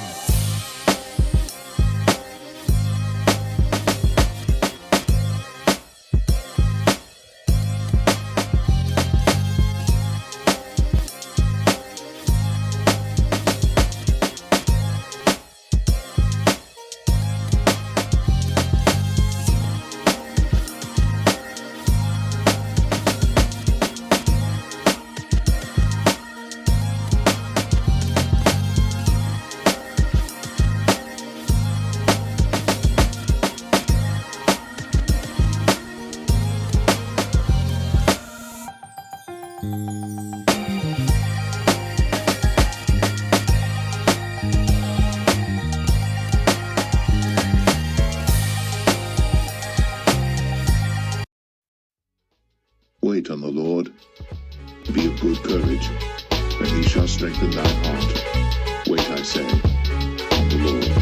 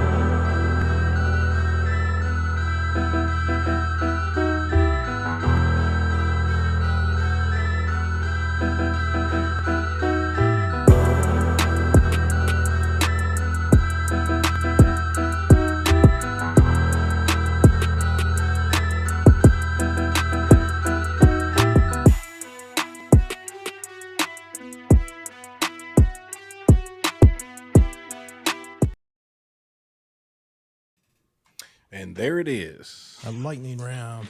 A lightning round. Dude, it was great conversation. That's the thing too. Like, yeah, you don't want to interrupt those moments where you're just having a great, you guys are just vibing. It's the shit. It's fun to, at that point, I'm listening to a podcast, just like sitting there watching it unfold. Any standouts from that section? That's the final I think set. the first or the second one that you played, it had that fucking boom as soon as it started. That Yeah. shit was explosive. Ants was the first one on there. Yes, like, that yeah. man, goddamn, that was a fucking Ants always kick in killing the it. face right there. Yeah, And then yeah, go okay. ahead. Sorry. Yeah, you go ahead. I was gonna say Agent Merch he's fucking killing it too, man. Bree, you're muted. Oh, I think Ball Ain was in there too as well, right? Yeah. That Agent Merch. That shit was fly as fuck. Yeah. That was the one that had Hockey to it. I You believe guys so. hear me now? Yeah. Yeah. Okay. Are we back? I'm back. Yeah. There was the cat in between. I believe there was a Ant Architecture, and then there was Special Agent Merch, and then Ball Ain was in the middle. Word up. Yeah. And Loud Tree. Archery, yeah. As always, some fly shit. Yeah, man. And shout out to those two cats. You were saying like Special Agent Merch and Loud Trees has been hanging in the chat the whole night. They're really consistent, yeah. Yeah, I love you guys. Very Love vibing with supportive us. too. Yeah. Sticking Good it out and shit. That shit was dope. Skolezi or Skolzy. Skolzy. I've been calling him Skolezi since 5 years ago. They're not complaining, so we should just roll with it. And you'll I still just call want to Shay. say I love all of our international cats because we fuck up their names. Yeah. But look, what's unique about that moment is that we fuck up their names and they hold like stories. So it's not just your name; it's your fucking your lore is Where you're all from. destroyed. Feel free to experiment with our backstories and names if you like. It's welcomed. And then there was A Swung that came in. That was a hard hitting one too. I dug that one.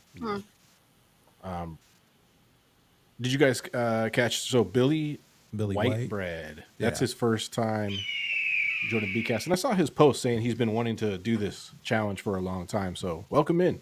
Really does Welcome. Yeah. Really dope beat. Redcon 1. Was that a different Redcon one? No, that's Redcon.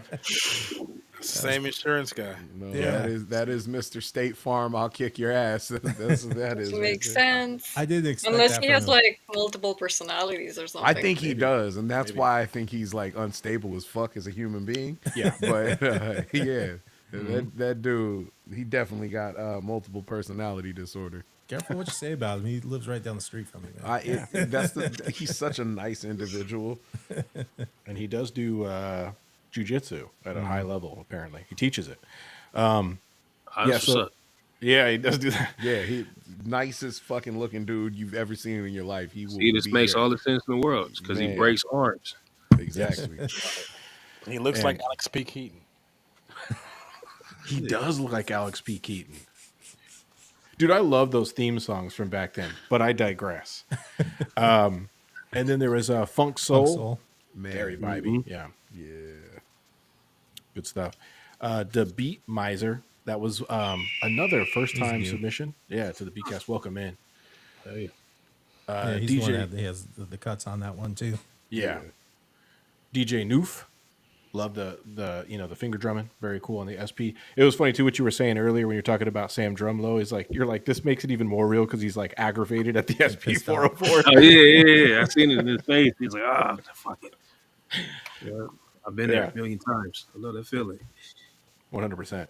It's like using a calculator to make a beat a little bit. No, not really. But That's the KO. Yeah, that's true. That is actually a calculator. Yeah, 100%.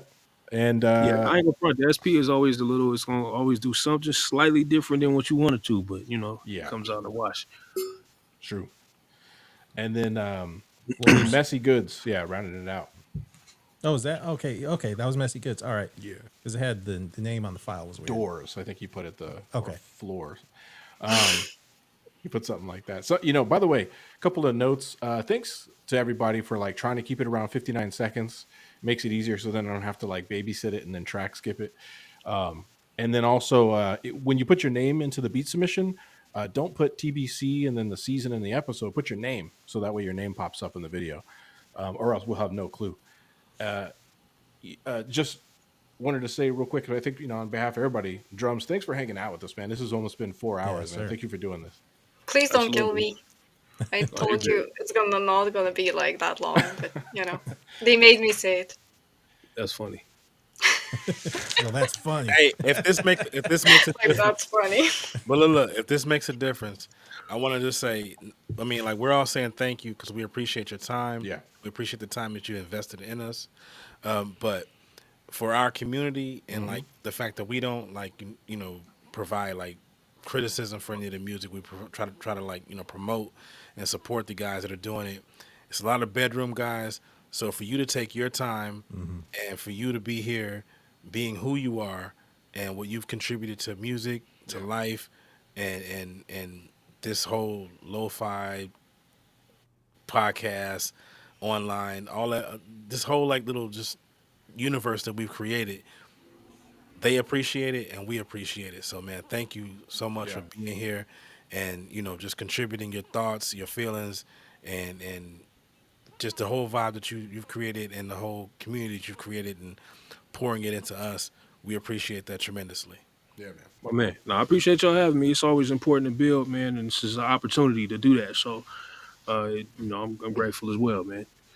You know what I'm saying? So, I'm gonna try to make a field trip all the way there so we can come and yeah, see. pop out to Atlanta, man. When you guys get out here, come see me, man. There's a lot of good stuff happening here, and I think you'll have a good time. Hey, I'm gonna hit you because I'm trying to do and book my trips for March, but I'll hip you to it. And Let shit. you guys work that out in the DMs. It's fucking 1 o'clock in the morning. No, but if I could, I would I'll span the window if I could, and then if you could just let them know where they can find you. Of course, you already know. Okay. The things to look out for. Yeah, man. As always, 3 things. Number 1, life is good. Number 2, time is precious. Number 3, make somebody smile because that shit is beautiful. I'm Stolen Drums on all platforms, just like it's spelled in the bottom left-hand corner of your screen. Controllerize is my community out here in Atlanta, Georgia. We got that event, another event called High Bias. Sidechain Society is my community on the internet. And I love and appreciate everybody in here for fucking, watching my ass talk for the last 4 hours. Gratitude. Thank you, man. Appreciate you. All right, y'all. Indeed. I'll catch you guys on the next one. The sample will be up the first Sunday of this coming month, right? The 2nd. It'll be up on the 2nd. It is by Kesiago. So shout out to Kesiago. He pulled the record for us. All right, you guys. We'll catch you later. Peace and love in a minute.